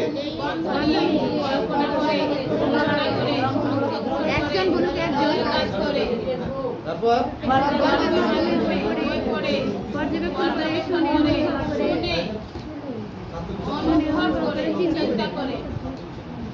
তারপর জোরে পড়েন, একজন জোরে পড়েন। আপনি দাঁড়ান, হলুদ গোলাপি আপনি বসেন। হ্যাঁ গোলাপি যা, আপনি বসেন। বলেন এখান থেকে। অনুসন্ধান করে নাচের মাধ্যমে, তারপরে নিচে নাই নাচ অনুকরণ করে স্বাদ নিয়ে। বসে যান, তার ডান পাশের জন। আমি স্যার উপলব্ধি করে, প্রশ্ন করে, নাড়াচাড়া করে, ছড়ার মাধ্যমে, বারবার চেষ্টা করে, অভিনয়ের মাধ্যমে। তাহলে এতগুলো মাধ্যমে আপনাদের বাচ্চাদেরকে শেখানো যায়। খালি খাতা দিয়ে লিখে আর মুখ দিয়ে বলেই করার মানে শিখবে এমনটা নয়। অনেক কিছু কিন্তু এখানে পেলেন, আরো অনেক কিছু আছে এগুলোর বাইরে। এগুলো আপনারা জানেনই, এগুলো কিন্তু শেখার মাধ্যমে। এটা যদি কারো প্রয়োজন হয়, আমার কাছে সফট কপি আছে, ওনাদেরকে গ্রুপে দেওয়া আছে, চাইলে অংশটা প্রিন্ট করে নিতে পারেন। এটা খুব ভালো। 2015 কি 16 সালে এই যে এইরকম লিফলেটটা একটু দেখান না প্লিজ আমাকে। ওই যেটা আপনাদেরকে পড়তে দিয়েছে, দেন না হ্যাঁ, এটা এখন যেমন দিচ্ছে 2015-16 সালের দিকে ওইরকম বই সবাইকে দেওয়া হয়েছিল। তো তখন যারা ছিলেন ভাগ্যবান, এখন তার দিচ্ছে না, এখন এটাই দিচ্ছে, এটাতেই যা আছে। আচ্ছা গেল, আমরা এই বিষয়গুলো জানলাম। আচ্ছা, শিখন প্রতিবন্ধকতা, এটা পড়তে পারছেন? আচ্ছা, কি কি প্রতিবন্ধকতা দেখেন তো এবার। আমি বলছি না, আপনারা একটু মনে মনে সবাই পড়েন, চুপ করে মনে মনে। সবাই কি দেখতে পাচ্ছেন? আপা দেখতে পাচ্ছেন? আমি দেখতে পাচ্ছি না। তাহলে আপনি একটু উঠে আসেন, দাঁড়ায়। হ্যাঁ বড় কর, হ্যাঁ বড় কর।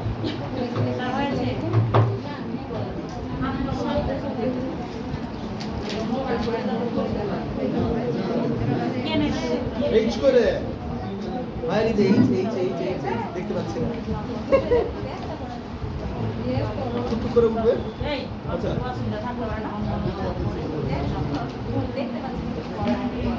দেখতে পাওয়া যাচ্ছে তো। আমরা সবাই পাচ্ছি, নূরজাহানের একটা অসুবিধা তাই। চুপ করে লিখে এত সবার দৃষ্টিভঙ্গি একটা। হ্যাঁ এই, একটু আমাদের আস্তে আস্তে পড়েন, সবাই সবাই পড়েন, ঠিক আছে? ছোট হয়ে গেছে। তারপরে ধরে শব্দ বাক্যের মধ্যে বিভ্রান্তি। আচ্ছা, নিচে করে নি, উপরে উপরে। তারপরে শব্দ বারবার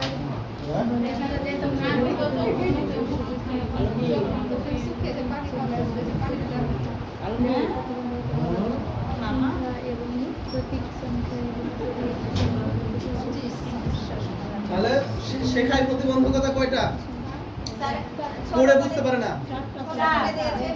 তারপরে লেখায় প্রতিবন্ধকতা হচ্ছে নড়াই তো পাচ্ছেন না, দেখো দুই আঙুল দিয়ে নড়ান। হ্যাঁ, এবার এদিক স্যার আপনি যান। এই যে দেখেন, জাম হয়ে গেছে সে। তাই তো, হ্যাঁ হ্যাঁ। লেখায় প্রতিবন্ধকতা বা বাধা, সংখ্যা এবং প্রতীক সম্মিলিতভাবে লিখতে সমস্যা, লিখতে পারে না, সমস্যা সমাধানে মুশকিল, গণিতের বিভিন্ন ধারণা বুঝতে বা বোঝাতে সমস্যা, সংখ্যা শেখায় মুখস্থ বিদ্যা এবং নিশ্চয় গণিত সমস্যা সমাধানে জটিলতা, মানে মুখস্থ বিদ্যা, গণিত আর মুখস্থ। হ্যাঁ, বিভিন্ন সংখ্যায় বিশৃঙ্খলা, সময় বলতে কত সময় তা বুঝতে সমস্যা, এগুলো হচ্ছে লেখাতে সমস্যা। হ্যাঁ, তাহলে আমরা প্রথমে পড়ায় প্রতিবন্ধকতা পাইলাম, শব্দ অক্ষর ধ্বনির মধ্যে পার্থক্য বুঝতে পারছে না, একই রকম ভাবে সব পড়ছে, শব্দগুচ্ছ অনুচ্ছেদ পড়ে বুঝতে পারছে না। পড়া কি জিনিস? মানে লেখা আছে সরেয়া মায়াকার র, কিন্তু সে বুঝতে পারছে না এই জিনিসটা আমার। লেখা আছে যে ফোঁটা, বলছে এই পরীক্ষার খাতায় ফুল স্টপ লেখ, তখন বলছে ফুল স্টপ বানান কি? তাহলে হবে? তাহলে এইগুলো হচ্ছে আমরা লেখা এবং শোনায় পড়ায় প্রতিবন্ধকতা পেলাম। হাতে কলমে কিছু পড়ায় প্রতিবন্ধকতা বা বাধা, সঞ্চালক পেশির সমস্যা। যেমন আমাদের যে হাত নড়াচড়া করতে হয়, হাত পা, আমাদের যারা ব্র্যাকে ছিলেন অনেকে হয়তো জানেন যে যেমন ধরে ওই মানে বিশেষ চাহিদা সম্পন্ন আমরা বলি, মানে হাত পায়ে কোনো না কোনো বিষয় একটু সমস্যা আছে। বিশেষ চাহিদা সম্পন্ন বাদে দেখা যায় যে হচ্ছে সাধারণ শিক্ষার্থীদের হাত পা ভালো থাকে, ছুটে বেড়াতে পারে। তো এইরকম হাতে কলমে শেখানোর এই সমস্যাটা হচ্ছে যাদের কোনো না কোনো পেশিতে সমস্যা থাকে। হ্যাঁ, সঞ্চালক পেশির সমস্যা বলতে চলাচলের সমস্যা, সূক্ষ্ম পেশি দক্ষতা মানে কাটা, লেখা অথবা স্থূল পেশি দক্ষতা মানে দৌড়ানো, লাফানো, সমন্বয়ের সমস্যাকে বোঝায়। এগুলোর কখনো সমস্যা হয়, হ্যাঁ, লেখাপড়া লিখতে পারে না, কাটতে পারে না, দৌড়াতে পারে না, নড়াচড়া করতে পারে না। যদি শিশুর পেন্সিল ধরা বা জামার বোতাম লাগানোর মতো কাজে সমস্যা ধরা পড়ে, তাহলে বুঝতে হবে তার সঞ্চালক পেশির সমন্বয়ের অক্ষমতা রয়েছে। ঠিক আছে? ছোট শিশু, আমার চাচাতো ভাই 6-8 মাস বয়স, ওকে যখন এটা ধরতে দেয় এরকম করে এইভাবে দেখতে পারে, বুঝছেন? তারপর আস্তে আস্তে মানে ওকে আমরা এটাই ধরানো শিখাচ্ছি আস্তে আস্তে, এবং প্রথমবার যদি সরাসরি ধরতে পারে খুব খুশি আমরা। হ্যাঁ, আমরা ভিডিও করে রাখছি, আমি ভিডিও করেছি, আমার খুব খুশি যে দেখো তুমি আরো ধরো ধরতে পারছে, একটু মানে হালকা একটু নড়ে যদি ধরতে পারে খুব খুশি, এখন ছোট আছে। সঞ্চালক পেশি এইগুলো মূলত যদি না ধরতে পারে বুঝতে হবে ও পারছেই না। এখন ওকে যদি আপনি বকা দেন ধরে, তার মানে তো শারীরিকভাবে ওই গ্রোথ হয়। আমি ছোটবেলায় র বলতে পারতাম না, বলতাম একটা হচ্ছে ল আর একটা হচ্ছে উল। আমার ছেলেটা মানে র কে বলতাম উল, র বলতে পারি না, যে বলে নড়ে না। এগুলো আমাদের একটু জানা লাগবে।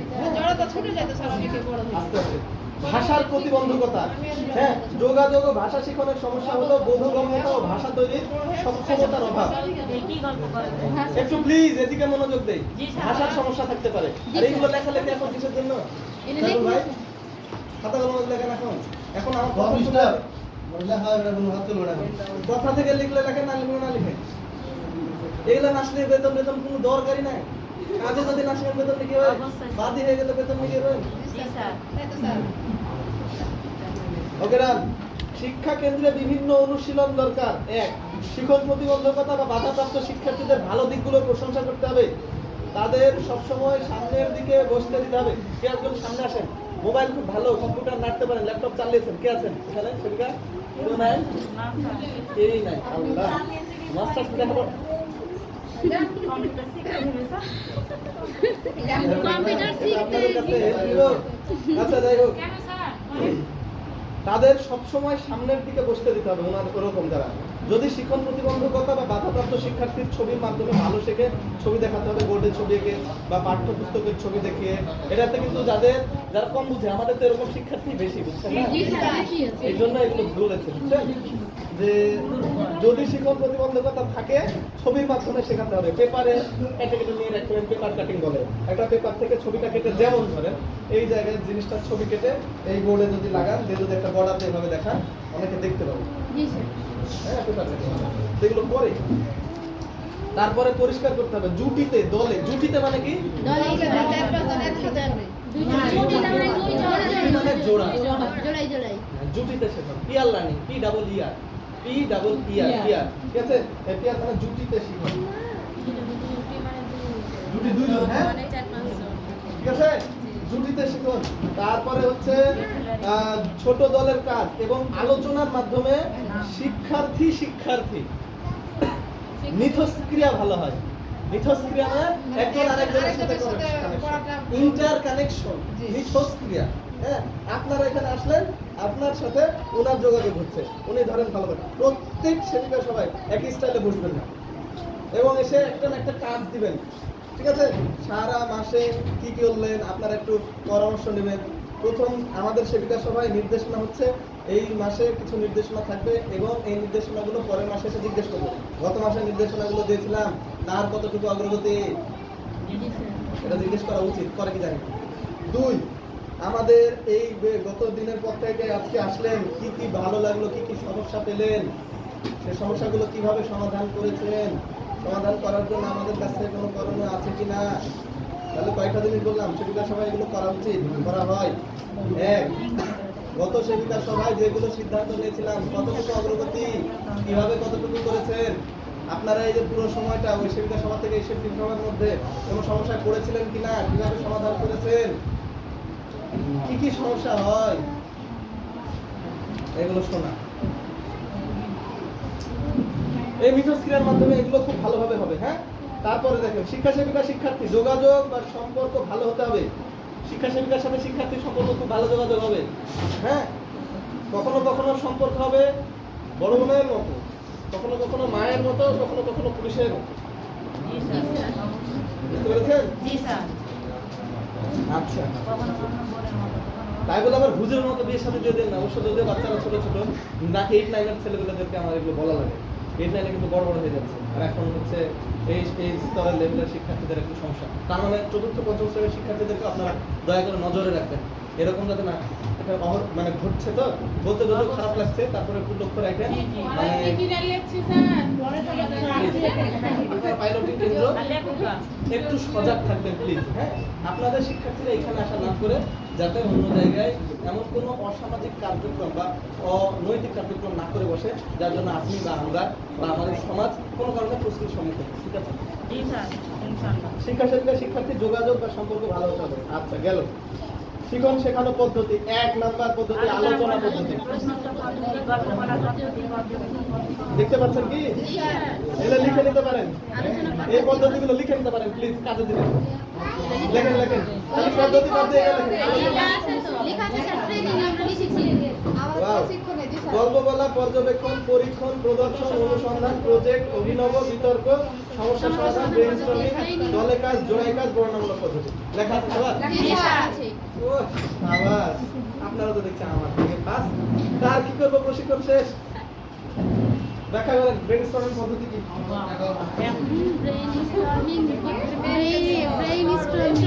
মানে ব্রেইনটাকে স্ট্রং করা যায়।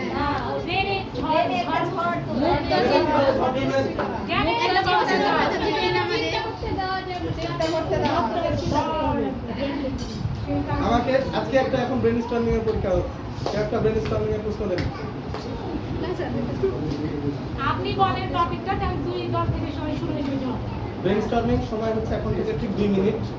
আপনাদের কাজ এই যে বিনোদপুরে শিবগঞ্জে 40+ ডিগ্রি সেলসিয়াস তাপমাত্রা, এটা কমানো যায় বা এটা থেকে আমাদের নিস্তারের উপায় বা এই অবস্থাতেও আমরা কিভাবে আমাদের শিক্ষা কর্মসূচি ভালোভাবে আগায় নিতে পারি আপনারা নিজেরা চিন্তা করে আলোচনা করে আমাকে 2 মিনিট পরে জানাবেন।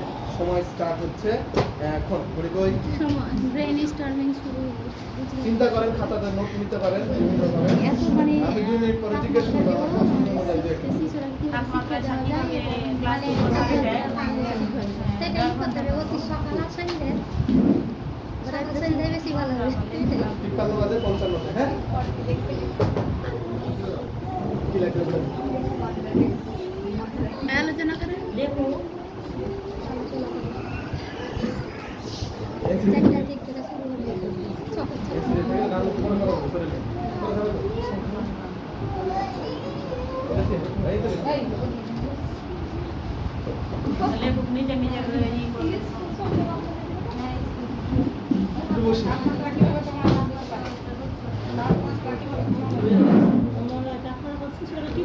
তাপমাত্রার কারণে শিশুরাকে আল্লাহ। মনে রাখার চেষ্টা করা হয় মৃত্যু সকাল সন্ধ্যা করতে হবে তখন একটু তাপমাত্রা কম শেষ মিনিট আরেক মিনিট আছে।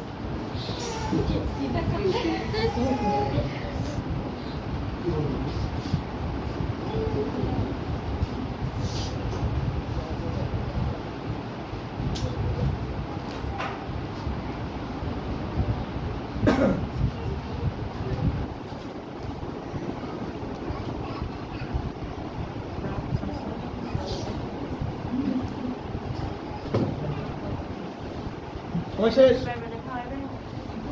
দেখছি তাহলে কত খাওয়াই বিনোদপুরে অনুষ্ঠান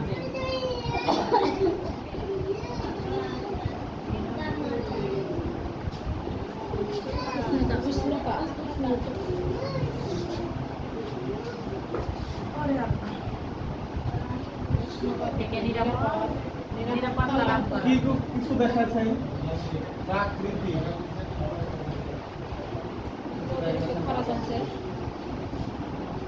মানব দ্বারা করা যায় আমাদের কারণ জানতে হবে।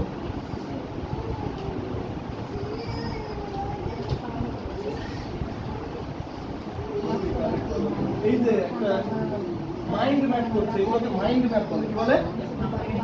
Mind map. আর দা বাইনা ছিটিয়ে দাও হ্যাঁ, এবার বলেন এই যে কোন আছে আপনি তাড়াতাড়ি তাড়াতাড়ি কি বের করেছেন, কিভাবে কমানো যায়? দ্রুত বলেন, দ্রুত বলেন।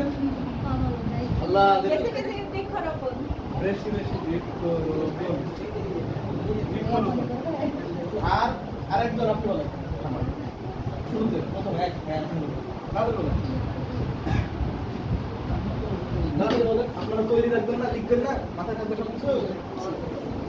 বলেন কি খবর আপা, কি ব্যাপার বলেন এখন?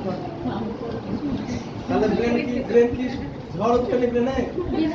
আল্লাহ, ব্রেনে মেঘ ভর করে আছে, এখনো ঝড় উঠেনি। ব্রেনে ঝড় তুলতে হবে তো, তাহলে ঝড় হবে। তার মানে এতক্ষণ ধরে ব্রেন স্টর্মিং, তাহলে ব্রেনের ঝড়টা আসলে কি জিনিস? ব্রেনের ঝড় উঠলে বোঝা যায় না। বোঝা গেল কি ব্রেনে ঝড় উঠেছে কি উঠেনি বাইরে থেকে সবসময় বোঝা যায় না। বুঝতে হলে কি জিজ্ঞেস করতে হবে? জিজ্ঞেস করলে কথা শুনে বোঝা যায় যে আসলে ব্রেনে ঝড় উঠেছে নাকি হয়নি। বুঝতে পেরেছেন? তার মানে ব্রেনে ঝড় উঠাতে হবে। ব্রেনে ঝড় উঠানোটা অত সোজাও না। চায়ের কাপে ঝড় উঠানো সম্ভব, হাঁড়িতে ঝড় উঠানো সম্ভব, কড়াই দিয়ে চুন্নি দিয়ে মেরে, কড়াইতে না চুন্নি দিয়ে মেরে, কিন্তু ব্রেনে ঝড় উঠানো অত সোজা না। বুঝতে পেরেছেন? বৃক্ষরোপণ এছাড়া আর কি সমস্যা বলেন না, এদিক থেকে বলেন, ডান পাশ থেকে বলেন, আপনি বলেন। আমি মানে ভোর সকালবেলাতে থেকে শুরু করে 8:30 পর্যন্ত ক্লাস করা, তাহলে ঠান্ডা ঠান্ডা হয়েছে আপনার বাম পাশের জন বলেন তাড়াতাড়ি। বাম পাশে আপনার বাম পাশেরটা এটা আমরা বুঝি করি কে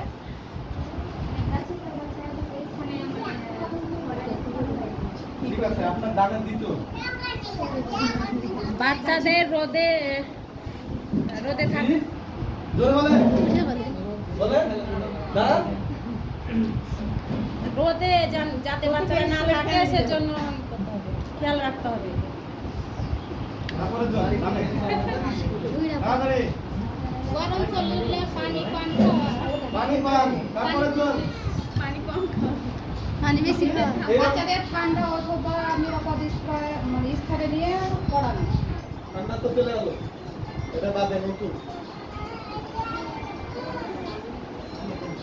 তাদের 2 ঘন্টা ক্লাস না করিয়ে মানে 1 ঘন্টা ক্লাস করানো। হ্যাঁ, বিশাল ভাই বলেছে। এটাই দরকার। ঠিক আছে, বসেন। চাকরি আপনার সাথে সাথে আমারও যাবে। এই চিন্তা ভাবনা করছেন আপনি। বসেন। বাতাসের ব্যবস্থা করো। আচ্ছা, ঠিক আছে, আর বলতে দাও না। আর বলতে দাও না। ছাতা ব্যবহার করা, হ্যাঁ, আপনারা ছাতা ব্যবহার করা। এইগুলো করবেন, হ্যাঁ, এটা লিখলাম দেখেন। জি, স্যার। এরকম লিখে ফেলবেন, বুঝছেন? দেখাতে হবে, দর্শকদের বলতে হবে। আমাদের পঞ্চ ইন্দ্রিয়, কয়টা ইন্দ্রিয়? পাঁচটা। কি কি? চোখ, নাক, কান, জিহ্বা। কি? ছয়টা ইন্দ্রিয় হচ্ছে মেয়েদের থাকে, সিক্স সেন্স। মেয়েরা বুঝতে পারে, ছেলে ভালো না। কিন্তু সবার থাকে না।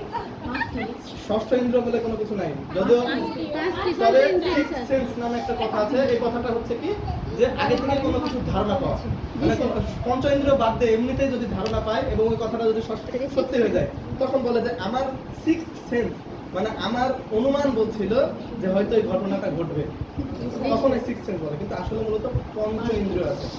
চোখ দেখতে পাচ্ছি, না শুনতে পাচ্ছি, কান শুনতে পাচ্ছি, জিহ্বা ত্বক স্পর্শ পাচ্ছি, অনুভব করতে পারছি। ঠিক আছে, দ্যাট মিন্স আমরা যখন শিখাবো, মূলত তো মানুষ শেখাতে পারে না, শিখাতে সহায়তা করে। আমাদের এখনকার শিক্ষার ভাষা হচ্ছে আমরা শিখাতে সহায়তা করি, ফ্যাসিলিটেটর, সহায়ক, facilitator, FACI, FACILITA, facilitator, facilitator.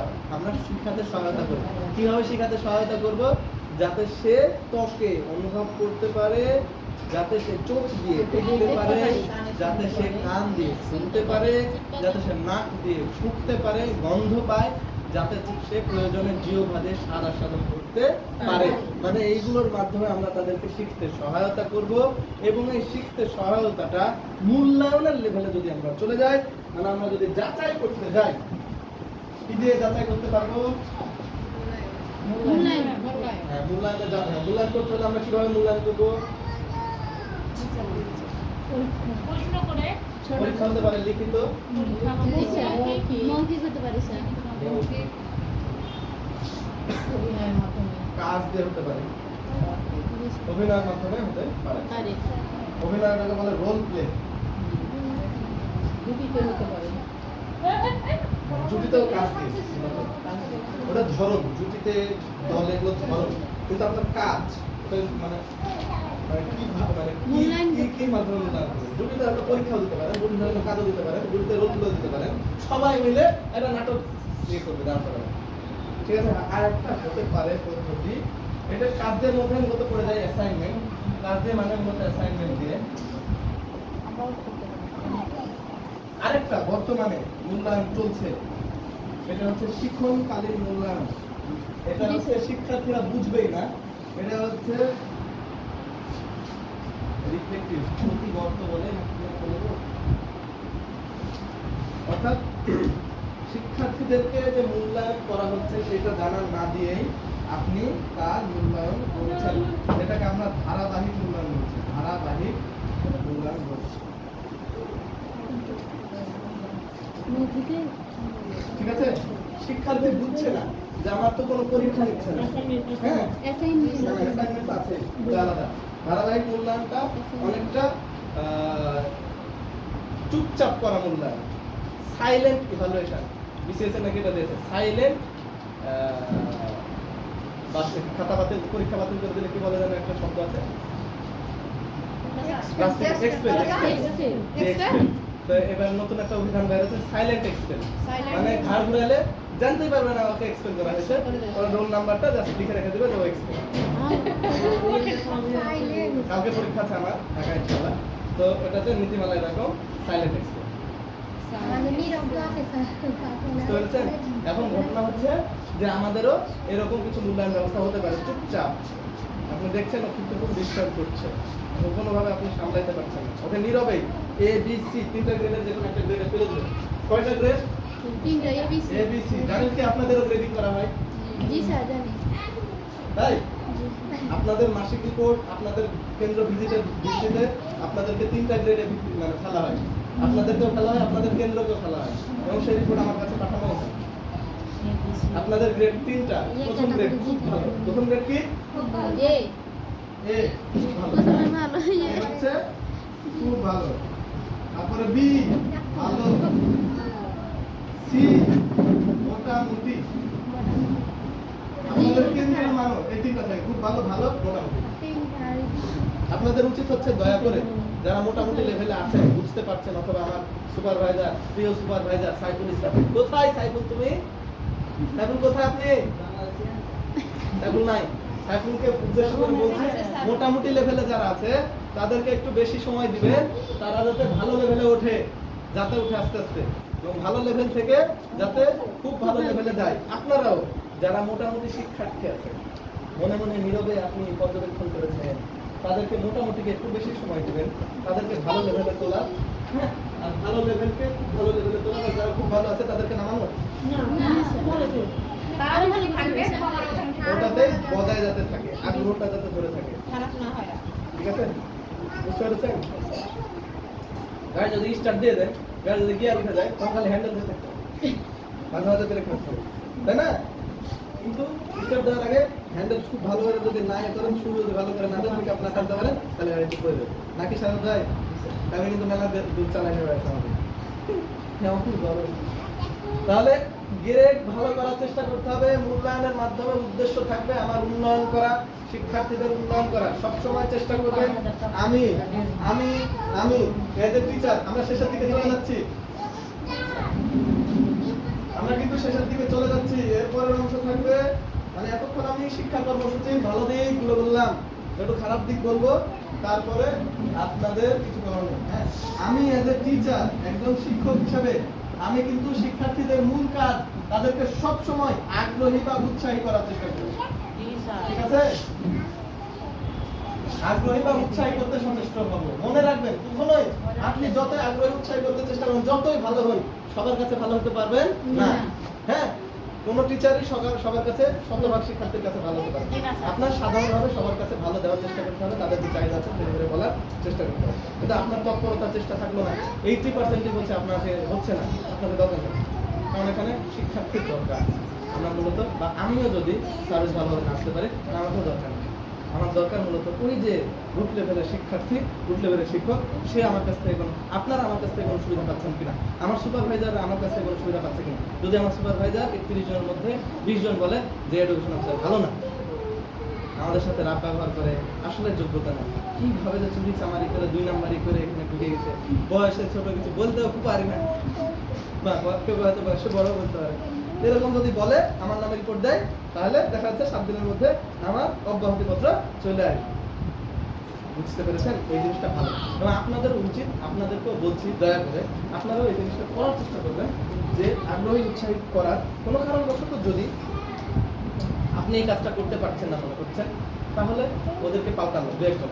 তার মানে এই না 2 একজনের জন্য আপনি সবার প্রতি মনক্ষুণ্ণ হবেন। 2 একজন কিন্তু দুষ্টু থাকবে। আমাদের উচিত হচ্ছে যে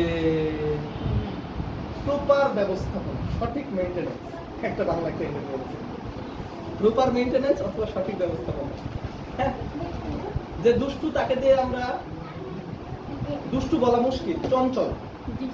কেউ হয়তো খুব লাফালাফি করতে পছন্দ করে, কেউ হয়তো খুব কথা বলতে পছন্দ করে, যেমন আমি বকবক করতে পছন্দ করি। কেউ হয়তো কোনো কথা বলবে না, কোনো নড়াচড়া করবে না, একটা কবিতা লিখতে দেন, মাথা নষ্ট কবিতা লিখে ফেলবে, অঙ্ক করতে দেন, গুছাট গণিত করে ফেলবে। হ্যাঁ, কারো বিভিন্ন ধরনের দক্ষতা থাকে, যার যে দক্ষতা, সেই দক্ষতা অনুযায়ী তাকে কাজে লাগাতে পারানোটাই হচ্ছে মূল নেতার কাজ। আপনারা one type of education leader, শিক্ষার নেতা। আমরাও one type of education leader, শিক্ষার নেতা। সুপারভাইজাররাও education leader, one type of নেতা। আপনাদের ভবিষ্যৎ আছে, আপনাদের শিক্ষার্থীরা মাঠে নেমে যাবে, তারা আপনার সুনাম করবে। ক্রেডিটের লোন নিয়ে একটা ভালো কিছু করে ভুলে যায়, গালাগালি করে চলে গেছে, তো এখন বলতে পারে আছে নাকি তাই? তো আপনাদের কিন্তু বিশাল, যত খাই খাই করুক, কিন্তু আপনাদের সুবিধা অনেক, আমার অনেক সুবিধা। এই যে আমার সুপারভাইজাররা দেখা গেল 20 বছর পরে একদিন হুট করে দেখা হবে। কয়েকদিন আগে এক বন্ধু সেই গণরুমে দেখাচ্ছে, আমি ভুলে গেছি। তখন আপনার সাথে আমার সেই গণরুমে 2015 সালে যে আমাদের গণরুমে দেখা বিশ্ববিদ্যালয়ে দেখাচ্ছিল, আপনি ভালো বন্ধুত্ব ভালো ছিল, আমারই মনে নেই। ঠিক আছে, তো কোনো কারণবশত আপনার সহবতে, আপনার সংস্রবে, আপনার সাথে থেকে একটা শিক্ষার্থী যদি ভালো কিছু ছোঁয়া পায়, সারা জীবন মনে রাখবে।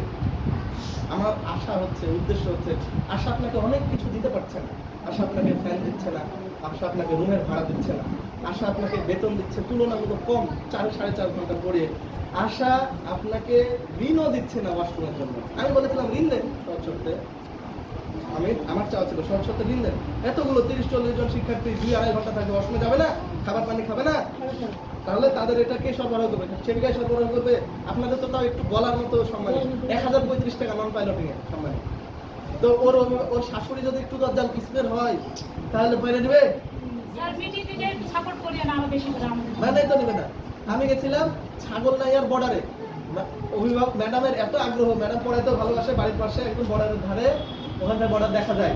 হ্যাঁ, তো ওই জায়গায় আপনারা মনে করেন ম্যাডাম খুবই আগ্রহী, পড়াইতে পারে, কিন্তু ম্যাডামের বর বলে যে তুমি এত কষ্ট করে সপ্তাহে 5টা দিন পড়াও, 2 ঘন্টা করে, আর কি এর এরকম বেতন ছেড়াও, তোমার লাগবে না, তুমি এর থেকে এই সময় সেলাই করো, সেখানে আমার দরকার না, তুমি এই করো না, সারাদিন খেটে এসে একটু করে তুমি আবার দেখি পড়াও। তো স্বামী পড়াইতে দেয়। আবার আর একটা দিক ওনার খারাপ লাগে ওনার স্বামীর, যে এখানে অন্যান্যরা অভিভাবক আসে আমাদের বাসায়, এত মানুষের গ্যাদারিং তো ভালো লাগে, অনেকে কিন্তু গ্যাদারিং পছন্দ করে। কথাগুলো মিলছে কিনা? তো এত কিছুর পরেও এগুলো হচ্ছে সমস্যা। এত কিছুর পরেও আপনারা করবেন, করার কারণ হচ্ছে কিছু সুবিধা। 1 নম্বর সুবিধা, আপনার শিক্ষার্থীরা আপনার সুনাম করবে। 2 নম্বর সুবিধা হচ্ছে আপনি একটা সমাজ উন্নয়নের কাজ করছেন, আসলে যেটা সমাজের কল্যাণে কাজ করছেন। 3 নম্বর সুবিধা হচ্ছে আপনার সন্তানের পাশাপাশি আপনার নিজেরও অভিজ্ঞতা হচ্ছে। আমাকেও নিয়োগ দেওয়ার সময় আশা একটা বন্ড চুক্তি সই করেনি যে আপনাকে 1 বছর থাকতেই হবে, আমরাও করিনি। আপনারা যদি এর থেকে বেটার অপরচুনিটি, ভালো কোনো সুযোগ পান, আমরা মন থেকে চাই আপনারা ভালো কোনো সুযোগ পান। আমার এডুকেশন ম্যানেজার, আমার বস, আমার স্যার, উনি নিজেও বলেছেন যে আমার অধীনে এডুকেশন অফিসার হিসেবে ছিল এক সময়ে, এখন সে আমার থেকে বেশি বেতন পায় একটা বেসরকারি এনজিওর শিক্ষা প্রোগ্রামের, সে লাখের উপরে তার বেতন, আর আমার এখনো লাখের নিচে বেতন। তার এটা তিনি আমাদেরকে গর্ব নিয়ে বলেছেন যে আমার কাছ থেকে গিয়ে সে আমার জুনিয়র, মানে লেখাপড়ার জুনিয়র, উনি 15 ব্যাচের আর ওই ভাই হচ্ছে 19 কি 20 ব্যাচের আমাদের আইনিয়ারে। তো যাই হোক, উনি এত ভালো করেছেন, এটা আমার জন্য ভালো লাগে। আপনাদের এই ভালো লাগাটা আমরাও চাই আপনারা ভালো কিছু করেন। আমার সুপারভাইজার প্রাইমারি পরীক্ষায় টিকেছে, আমার তামিলের সুপারভাইজার প্রাইমারি পরীক্ষায় টিকেছে, ভাইবা দিয়েছে, আমি বলছি ভালো তো, আমি নিজে প্রাইমারি পরীক্ষায় ফেল করেছি, খারাপ করেছি। তো এই জিনিসটা আপনাদের প্রার্থী, আপনাদের সুযোগ, আর যে অসুবিধাগুলো সেগুলো আছে। সর্বোপরি আপনাদের তৎপরতা, আপনাদের সহায়তা, আপনাদের আগ্রহ, আপনাদের সততা, আপনাদের পেশাদারিত্ব, অনেকগুলো কথা বললাম, সততা, পেশাদারত্ব, আগ্রহ, হ্যাঁ, আপনাদের যোগ্যতা, কলা কৌশল, এগুলোতে আপনারাই মূল অনুঘটক, মূল মাস্টার, বা মূল মাস্টার বলা ভুল হবে, আপনারাই মূল কারিগর। আপনারা যদি না করেন, ভুলে আমরা খাওয়াইতে হয়তো পারবো না, বা আমাদের পুরোটাই ক্লিয়ার। এতক্ষণ যে কথাগুলো বললাম, এই কথাগুলো আপনাদেরকে কয়েকটা ধাপে বলার চেষ্টা করেছি। 3টা ধাপ। প্রথম ধাপ আশা সম্পর্কে, দ্বিতীয় ধাপ আপনারা কি কি কাজ করেন, প্রশাসনিক, একাডেমিক, তারপরে আনুষ্ঠানিক, উপানুষ্ঠানিক, অনানুষ্ঠানিক শিক্ষা। 3 নম্বর ধাপে আপনাদের বলেছি যে আপনাদের সমস্যা এবং সুবিধা, এগুলো নিয়ে বলেছি। আর আপনাদের অনেক কিছু এখানে দেখাইছি, যেগুলো ছিল হচ্ছে শিক্ষা কেন্দ্র, এখানে ব্যবস্থাপনার নীতিমালাও আছে।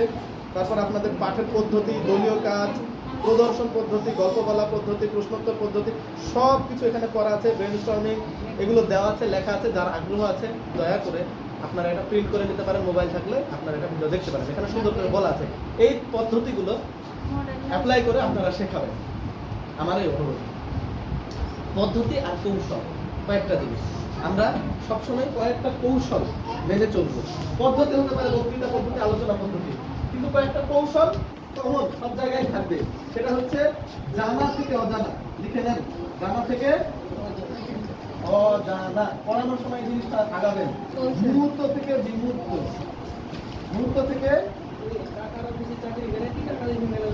বিমূর্ত, ছোট থেকে বড়, ছোট থেকে বড়, সহজ থেকে জটিল, এই চারটা কথা মনে রাখবেন।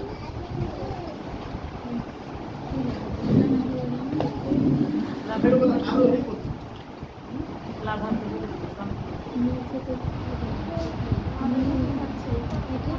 সহজ থেকে জটিল, ইজি টু মানে ইজি মানে সহজ, সহজ থেকে যেতে হবে হার্ড, কঠিন। ঠিক আছে? জানা থেকে অজানা, হ্যাঁ,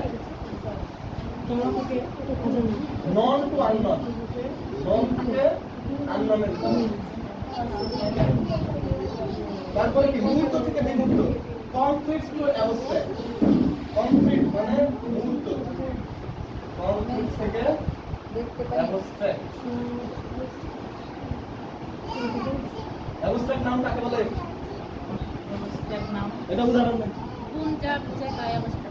যেমন হাইট, হাইট কি অ্যাবস্ট্রাক্ট? জি, স্ট্রং, স্ট্রং অবস্ট্রাক্ট নাও। কোনটা? Strong, strong, lazy, বিলাভ। অনেস্টি, ছোট থেকে বড়। জি, স্মল, Small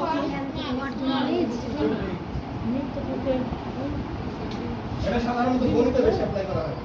বলেন তো সহজ থেকে জটিল কি জিনিস? এই পদ্ধতিটা কি? পড়ানোর ক্ষেত্রে আপনারা আগে জটিল জিনিস পড়াতে যাবেন না। আগে সহজ মানে বাস্তবে একটা সহজ জিনিস বোঝার পরে কমপ্লিট পাখি সব করে রব রাতি বোঝাইলো, কাননে কুসুম কলি সকলি ফুটিল। কবিতাটা পড়েছেন কি পড়েননি? অনেক পড়েছেন, অনেক পড়েন। এটা পড়ার আগে আপনাকে কয়াকার পা খয়াকারে খয়ের রসিকারে কি বলে বলতে হবে তো। আকার আগে পড়াতে হবে। কয়াকারে কা, কয়াকারে খা, তারপরে কয়ের রসিকারে কি, খয়ের রসিকারে কি, এগুলো পড়তে পড়তে তারপরে আপনি পড়তে পারছেন পাখি সব করে রব রাতি বোঝাইলো, তাই না? শুধু পা আকার শিখায়, পাখা সাবা কারা দাবা রাতা পাহালা কানানা কানানা কাসামা খালা রাতা ভাগা সাকালা ফাটালা। ভালো লাগছে শুনতে? জি স্যার। শুনতে ভালো লাগছে? অর্থ তো বোঝা যাচ্ছে না। বলে আকার দিয়ে ফেললো। কিন্তু আমি শুধু আকার দিয়ে সবগুলো পড়া, আমি শিখাইলাম আকার দিয়ে আমি একটা শব্দ শিখাই দিচ্ছি, তার মানে আমার বুদ্ধিতে ভুল আছে। সহজগুলো আগে পড়াই, আগে আকার পড়াইলাম, দৃষ্টিকার পড়াইলাম, ওকার পড়াইলাম, রসুকার পড়াইলাম, সব পড়ে আমি গেলাম ছোট থেকে সহজ থেকে জটিল লিখলাম। আগে যুক্ত বর্ণ না পড়ে আগে সহজ গুলো পড়বো, ঠিক আছে? তারপরে যুক্ত বর্ণ। খুব সুন্দর হাসছে আমাকে দেখাই। গুড। তারপরে জানা থেকে অজানা, তাই না? আপনারা যে জিনিসটা জানেন, বাচ্চারা যে জিনিসটা জানে, সেই জিনিসটা দিয়ে আগে উদাহরণ দিন। আপনারা যে জিনিসটা জানেন না, ধান গাছ চিনে, আম গাছ চিনে, এটা না দেয় পিচ গাছের যদি উদাহরণ দেন, যদি ওই যে আপেল গাছের উদাহরণ দেন, আমিও তো দেখি, আপনারাও তো অনেকে দেখেন। মুশকিল না? জানার উদাহরণ আগে দেবেন, তারপরেও জানা। মূর্ত থেকে বিমূর্ত, চোখে দেখা যায়, মূর্তি, এটার থেকে বিমূর্ততে যাবে। অ্যাবস্ট্রাক্ট, যা দেখা যায় না, ভালোবাসা, রাগ, ঘৃণা, সব কি বলে? আপনি যেটা বললেন শব্দটা কি ছিল? স্ট্রং, শক্তিশালী, মানসিকভাবে শক্তিশালী, হ্যাঁ। তারপরে হচ্ছে মানসিকভাবে দুর্বল, এগুলো দেখা যায় যে বিমূর্ত, দেখা যায় না। তো আপনি এই বিষয়গুলো বোঝানোর আগে মূর্ত জিনিসটা বোঝান, আর যে জিনিসটা দেখতে পাই ওই জিনিসটা আগে বোঝান। এই জন্য দেখবেন শিক্ষার্থীদের, ছোট শিক্ষার্থীদের বইয়ে অনেক ছবি টবি থাকে। ছবি দেখে তো শিখি স্যার, এটা মূর্ত ওরা যদি না দেখে না শেখে তাহলে হবে না। কিন্তু বড়দের বইয়ে কিন্তু ছবি কম থাকে, উপন্যাসের ছবি থাকে। না স্যার, ও বুঝে গেছে, ছেলে হলে এরকম হয়, মেয়ে হলে এরকম হয়। ছেলের এগুলো থাকে, মেয়ের এগুলো থাকে, ছেলের এগুলো। হ্যাঁ, এই বিমূর্ত জিনিসটা বুঝতে পেরেছে দেখে দেখে, বয়স হওয়ার কারণে। তাহলে আর ছোটরা তো পারে না, এই জন্য ওদের মূর্ত জিনিস লাগে, দেখার মতো ছবি লাগে। তাহলে আপনাদের সবসময় মূর্ত জিনিস থেকে বিমূর্ততে যেতে হবে, ছোট থেকে বড়। ছোট ছোট জিনিস, 2 যোগ 2 সমান 4, এবার আসেন 44 যোগ 44, অষ্টআশি। তাই না? আগে ছোট থেকে বুঝাবেন, বিয়োগ ছোট থেকে আগে দেখা দিবেন, তারপরে বড় দেখা দিবেন, ঠিক আছে? এই নীতিমালাটা প্লিজ মনে রাখবেন। আপনাদেরকে আমি যদি কখনো ধরি বা কেউ ধরতে পারি, এটাকে আরোহী বলে, নিচ থেকে উপরে যাও। আর যদি জটিল থেকে সহজ হতো, অজানা থেকে জানা হতো, বিচিত্র থেকে মুক্ত হতো, বড় থেকে ছোট হতো, মানে আগে কঠিন পরে ছোট, তাহলে ওটাকে বলে অবরোহী, উপর নিচ পদ্ধতি। আর এটা হলো নিচ টু উপর পদ্ধতি, top to bottom to top, আরোহী পদ্ধতি। যারা এগুলো মানে শিক্ষার ভাষা অত বেশি জানা দরকার নেই, সিদ্ধান্ত পাবেন। আমার চাকরি টানাটানি করলে আপনারা তখন বলবেন যে আমরা এডুকেশন অফিসার হবো। কিছু কিছু বিষয় একটু জ্ঞান দিতে হয়, হুজুরেরা ওই কাজই করে। হুজুরেরা তো না যে ক্যানভাসাররা সব কিছু বলে যে আপনারা এখানে থাকেন, আমার এখানে সবচাইতে ভালো সাপ আছে, যে সাপটা একবার দেখা দিলে আপনাদের রাতের ঘুম আরাম, মানে রাতের যাদের ঘুম আরাম হয় সবার ঘুম চলে আসবে। এই জিনিসটা আপনারা দেখতে পাবেন। তার আগে আপনারা এই ওষুধটা কিনেন 5 টাকা 5 টাকা 5 টাকা। তা আমার কাজ হচ্ছে আপনাদেরকে বলা, সবকিছু যদি আমরা বলে দেয় তখন বলবেন যে শিক্ষক অফিসারের দরকার নাই, আমরা এডুকেশন অফিসারের কাজটা করে দেবো। নমস্কার। যাই হোক, আমার তরফ থেকে এতক্ষণ পর্যন্ত অনেকগুলো কথা বলেছি, অনেকগুলো কথা বলতে পারিনি। আমি কাউকে ব্যক্তিগতভাবে আঘাত করে থাকলে আন্তরিকভাবে দুঃখিত। আপনারা এরপরে যে অংশটুকু সেটা হচ্ছে বেতন টেতন নেওয়া, তারপরে আপনাদেরকে হাজিরা খাতা নিয়ে আসতে বলেছি, তারপর আপনাদেরকে পাঠ পরিকল্পনা, পাঠদান অগ্রগতির প্রতিবেদনটা পাঠ্যিকা নিয়ে আসতে বলেছি। এগুলো ধরে ধরে হয়তো শেখাবো, তার আগে কিছু ভিডিও আছে, ভিডিওটা দেখাবো। আমি আমার সেশনটা শেষ করতে চাচ্ছি। আশা করছি পুরোটা সেশনে আপনাদের তৎপরতায়, আমার কোনো কথায় আপনারা কিছুটা হলেও শিখতে পেরেছেন। আর এই শেখাটা তখনই কার্যকর হবে যখন আপনারা মাঠেরটা বাস্তবায়ন করতে পারবেন। আপনারা প্লিজ এই পুরো আলোচনা থেকে কোনো সমস্যা থাকলে ওটা আমাকে প্রশ্ন করেন, আমি আপনাদের কয়েকটা প্রশ্নের উত্তর দিয়ে শেষ করবো। প্লিজ যে কেউ জঙ্গির ভাই প্রশ্ন করতে পারেন, বলতে পারেন যে আমার চুলটা খাড়া খাড়া কেন, কেন চুলে তেল দেননি, আমরা থাকলে তেলটা দিয়ে দিত। আমি আসলে আজকে আয়না তো দেখছি বিশাল স্যার আপনার বাড়ি কোথায়? পরিচয় দিন, বলছি শেষে আকর্ষণটা থাক। এরপরে অন্য প্রশ্ন, এটা বলছি, এই প্রশ্নের উত্তর পরে দিচ্ছি। আর কেউ আর কোনো প্রশ্ন নাই? আজকে কোনো আলোচনা নাই? বলেন না প্লিজ। আপনাদের প্রমোশন হতে হবে না হয়তো, যদি পরবর্তীতে 6 to 8 হয়, 6 to 8 হাই স্কুলের টিচাররাই করে। আপনাদের বেতনের ব্যাপারটা হচ্ছে স্যালারি রিভিউ হতে পারে এই বছরে জুন মাসের দিকে। হতে পারে, আপনার হলো এরকম হয় নিলয় হতে পারে। সবারই হয়। রিভিউ হলে পার্সেন্টেজ ওয়াইজ পাবেন। আপনারা যা ফুল পাবেন, আমরা অনেক পাবেন। বেতন বেশি যাদের তারা বেশি পাবেন, তাই আপনারা কম বেতন কম পাবেন। আপনাদের থেকেও কম বেতন যারা তারা কম পাবেন। তা আমাদের তো সবার সমান। আর কোনো প্রশ্ন নাই? চেয়ার টেবিলগুলোর সার্কুলার বন্ধ হয়ে গেছে। স্যার কেন? সার্কুলার বন্ধ হয়ে গেছে সামনে অর্থ বছর জুলাই থেকে, মানে 2024 জুলাই আবার নতুন ভাবে সার্কুলারটা প্রাণ ফিরে পাবে। মানে সার্কুলারটা গত বছরও ছিল, এবছর একটু প্রাণটা বন্ধ করে দেওয়া হয়েছে, দাম বেড়ে যাওয়ার কারণে বাজেটে মিলছে না। তো সামনের বছর আবার বাজেট পাস হওয়ার পর অর্থ বছর জুলাইতে শুরু হয়, মেবি ইনশাআল্লাহ জুলাইতে পাস। জি এই তো সামনে একজন বলেন এই জুলাইতে মেবি এই জুলাই সামনে আমাদেরকে বলেছে তাই। আর কিছু আপনাদের আগে অনুষ্ঠান হতো, হ্যাঁ, বার্ষিক সভা, আপনারা কি কেউ এরকম অনুষ্ঠানে অংশগ্রহণ করেছেন?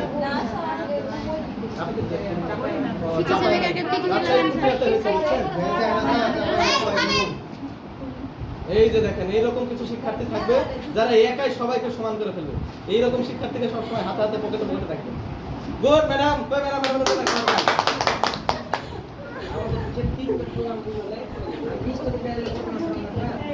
আচ্ছা আচ্ছা আচ্ছা, আপনাদেরকে একটা অনুষ্ঠানের নমুনা দেখেন। হ্যাঁ, এই যে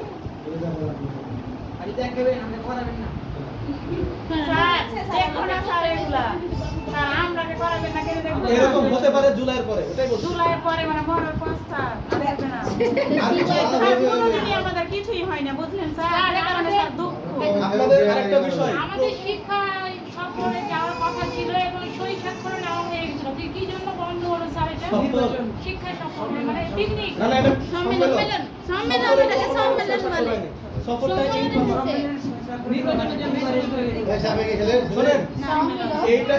এইটা যেরকম সম্মেলন হওয়ার জন্য সই স্বাক্ষর দিয়ে আমার দিকে একটু শোনেন প্লিজ, তালি দিতে হবে না। শিক্ষা সম্মেলন হওয়ার কথা হয়েছে কিন্তু আপনাদের নবাবগঞ্জে কোনো কারণবশত হয়নি, সামনে আবার হবে ইনশাআল্লাহ। আর যেটা সফর সেটা এখনো পাস হয়নি, অনেক জায়গায় ইনফর্মালি করে। আমি নাটোরে এরকম প্রশিক্ষণ দেওয়ার দিন সেবিকারা বলেছে আমার কোনো প্রশ্ন নাই স্যার, আপনাকে সাথে নিয়ে আমরা একটা ট্যুর করতে চাই, কবে যাবেন বলেন? অবশ্যই স্যারের নাম আপনারা তো দেওয়া কিছু যায়। বললেন না, হবে না। না, স্যারের নাম দেওয়া যায়, স্যারের নাম নাটোর আমার কাছ থেকে এটাই হবে। যাই হোক, তো এটা ইনফর্মালি নিজেরা নিজেদের পকেটে টাকা খরচ করে করতে হবে। ওরা তো নন পাইলটিং, 1000 টাকা স্যার বেতন আমরা পায়, তাও আগ্রহ। স্টুডেন্টরা গেলে করে নি স্যার। গুড, নিজেরা করতে পারে। পরশুদিন স্যার শুক্রবারে নিজেরা করতে পারেন, আপনার সুপারভাইজারকে দাও দেবেন। স্যার সুপারভাইজার কেন দাও দিব স্যার? আমরা গুড গুড। স্যার শুনেন, সুপারভাইজার দাও দিবে আমরাকে দিয়ে একসাথে করবো স্যার, এটা হবে। তাহলে আমার মনে হয় এখন আমি আলোচনা সমাপ্ত করি, উনি যে কাজটা করবে ওটা করি, একটু টাকা পয়সা পান, তারপর একটা জিনিস শিখবেন, ভিডিও হচ্ছে হাজিরা খাতা আর পাঠদান অগ্রগতি প্রতিবেদন সেগুলো কাম ভিডিও চালাই। ঠিক আছে, ভালো থাকেন সবাইকে আমার অন্তর থেকে অন্তর খোলা শুভেচ্ছা শুভকামনা রইল। আমার পরিচয় এই যে ভিজিটিং কার্ড সবাই একটা করে নেন, মাসে পাস করেন। আমার নাম ফেরদাউস, এক ভাই এক বোন, বোনের নাম আয়েশা সিদ্দিকা, রাজশাহী কলেজে মাস্টার্সে পড়ছে রাষ্ট্রবিজ্ঞানে। আর আমি ঢাকা বিশ্ববিদ্যালয় থেকে অনার্স মাস্টার্স কমপ্লিট করেছি, এখন বিষয় হয়নি। আমাদের বাসা হচ্ছে বড়বনগ্রাম ভাড়ালিপাড়া, সপুরা শাহমুদ্দুম, রাজশাহী। আবারও বলি, বড়বনগ্রাম ভাড়ালিপাড়া, সপুরা শাহমুদ্দুম, রাজশাহী। এটা রাজশাহী আমচত্বরের পাশে জিয়া পার্ক আছে, জিয়া পার্কের পাশের পাড়ে অবস্থিত। আমি ঢাকায় পড়াশোনা করেছি দীর্ঘ 8-9 বছর, ঢাকা লালবাগে এবং শাহবাগে ছিলাম। আর আমার লেখাপড়া আমচত্বরে ছিল আলিমের দাখিল পর্যন্ত। একটু বাবারা এদিকে শোনো, চকলেট দিচ্ছি না বলে এত কথা বলতে হবে না। আচ্ছা, শেষ, আমার ক্ষুদ্র পরিচয় শেষ। আব্বা আম্মা জীবিত আছেন আলহামদুলিল্লাহ, দাদার খবর কোথায় তা জানি না। 71 সালে মাথা গরম মানুষ, গরু নিয়ে গেছে, ক্যান্টনমেন্টে চলে গেছিল বেচারা, গরু ফেরাই নিয়ে আসছে। গরু আসেনি, দাদাও আসেনি, খবর কোথায় জানি না। কালকে জনখবর দেখে ছবি তুলতে চাইলাম, ভুলে গেছি। গেল, এই হলো আমার সংক্ষিপ্ত পরিচয়। চাচা আছে একটা, চাচার যে বেটা আছে, তাদের সাথে পরিচয় সময় কেটে যায়। বাসায় থাকি, আম্মা আছে, আম্মাকে খোঁজ খবর নেন, ভালোবাসেন তো। আমরা বিয়ের সাথে করিনি, তৎপরতা চলছে। আর এই তো রাজশাহীতে আমার গোষ্ঠীর সবার, মানে আমার আত্মীয় গোষ্ঠী সবাই রাজশাহীতে অবস্থান করে, কিন্তু ঢাকাতে পড়ার সুবাদে এখন আমার প্রায় প্রত্যেক জেলাতেই বন্ধু বান্ধব পরিচিত বড় হয়ে থাকতে পারে। কারণ পিটিআইতে গতকাল থেকে বারবারই যাওয়ার চেষ্টা করছিলাম, এখন হয়তো কোনো বড় ভাই আছে। আর দোয়া করবেন, আমার খুব ইচ্ছা আছে সরকারি চাকরি, শিক্ষকতা পেশায় যাওয়ার। আল্লাহ চাইলে হয়তো হতে পারে, আর ভালো কিছু যদি হয় তাহলে আলটিমেটলি সবার জন্য ভালো হয়। শেষ কথা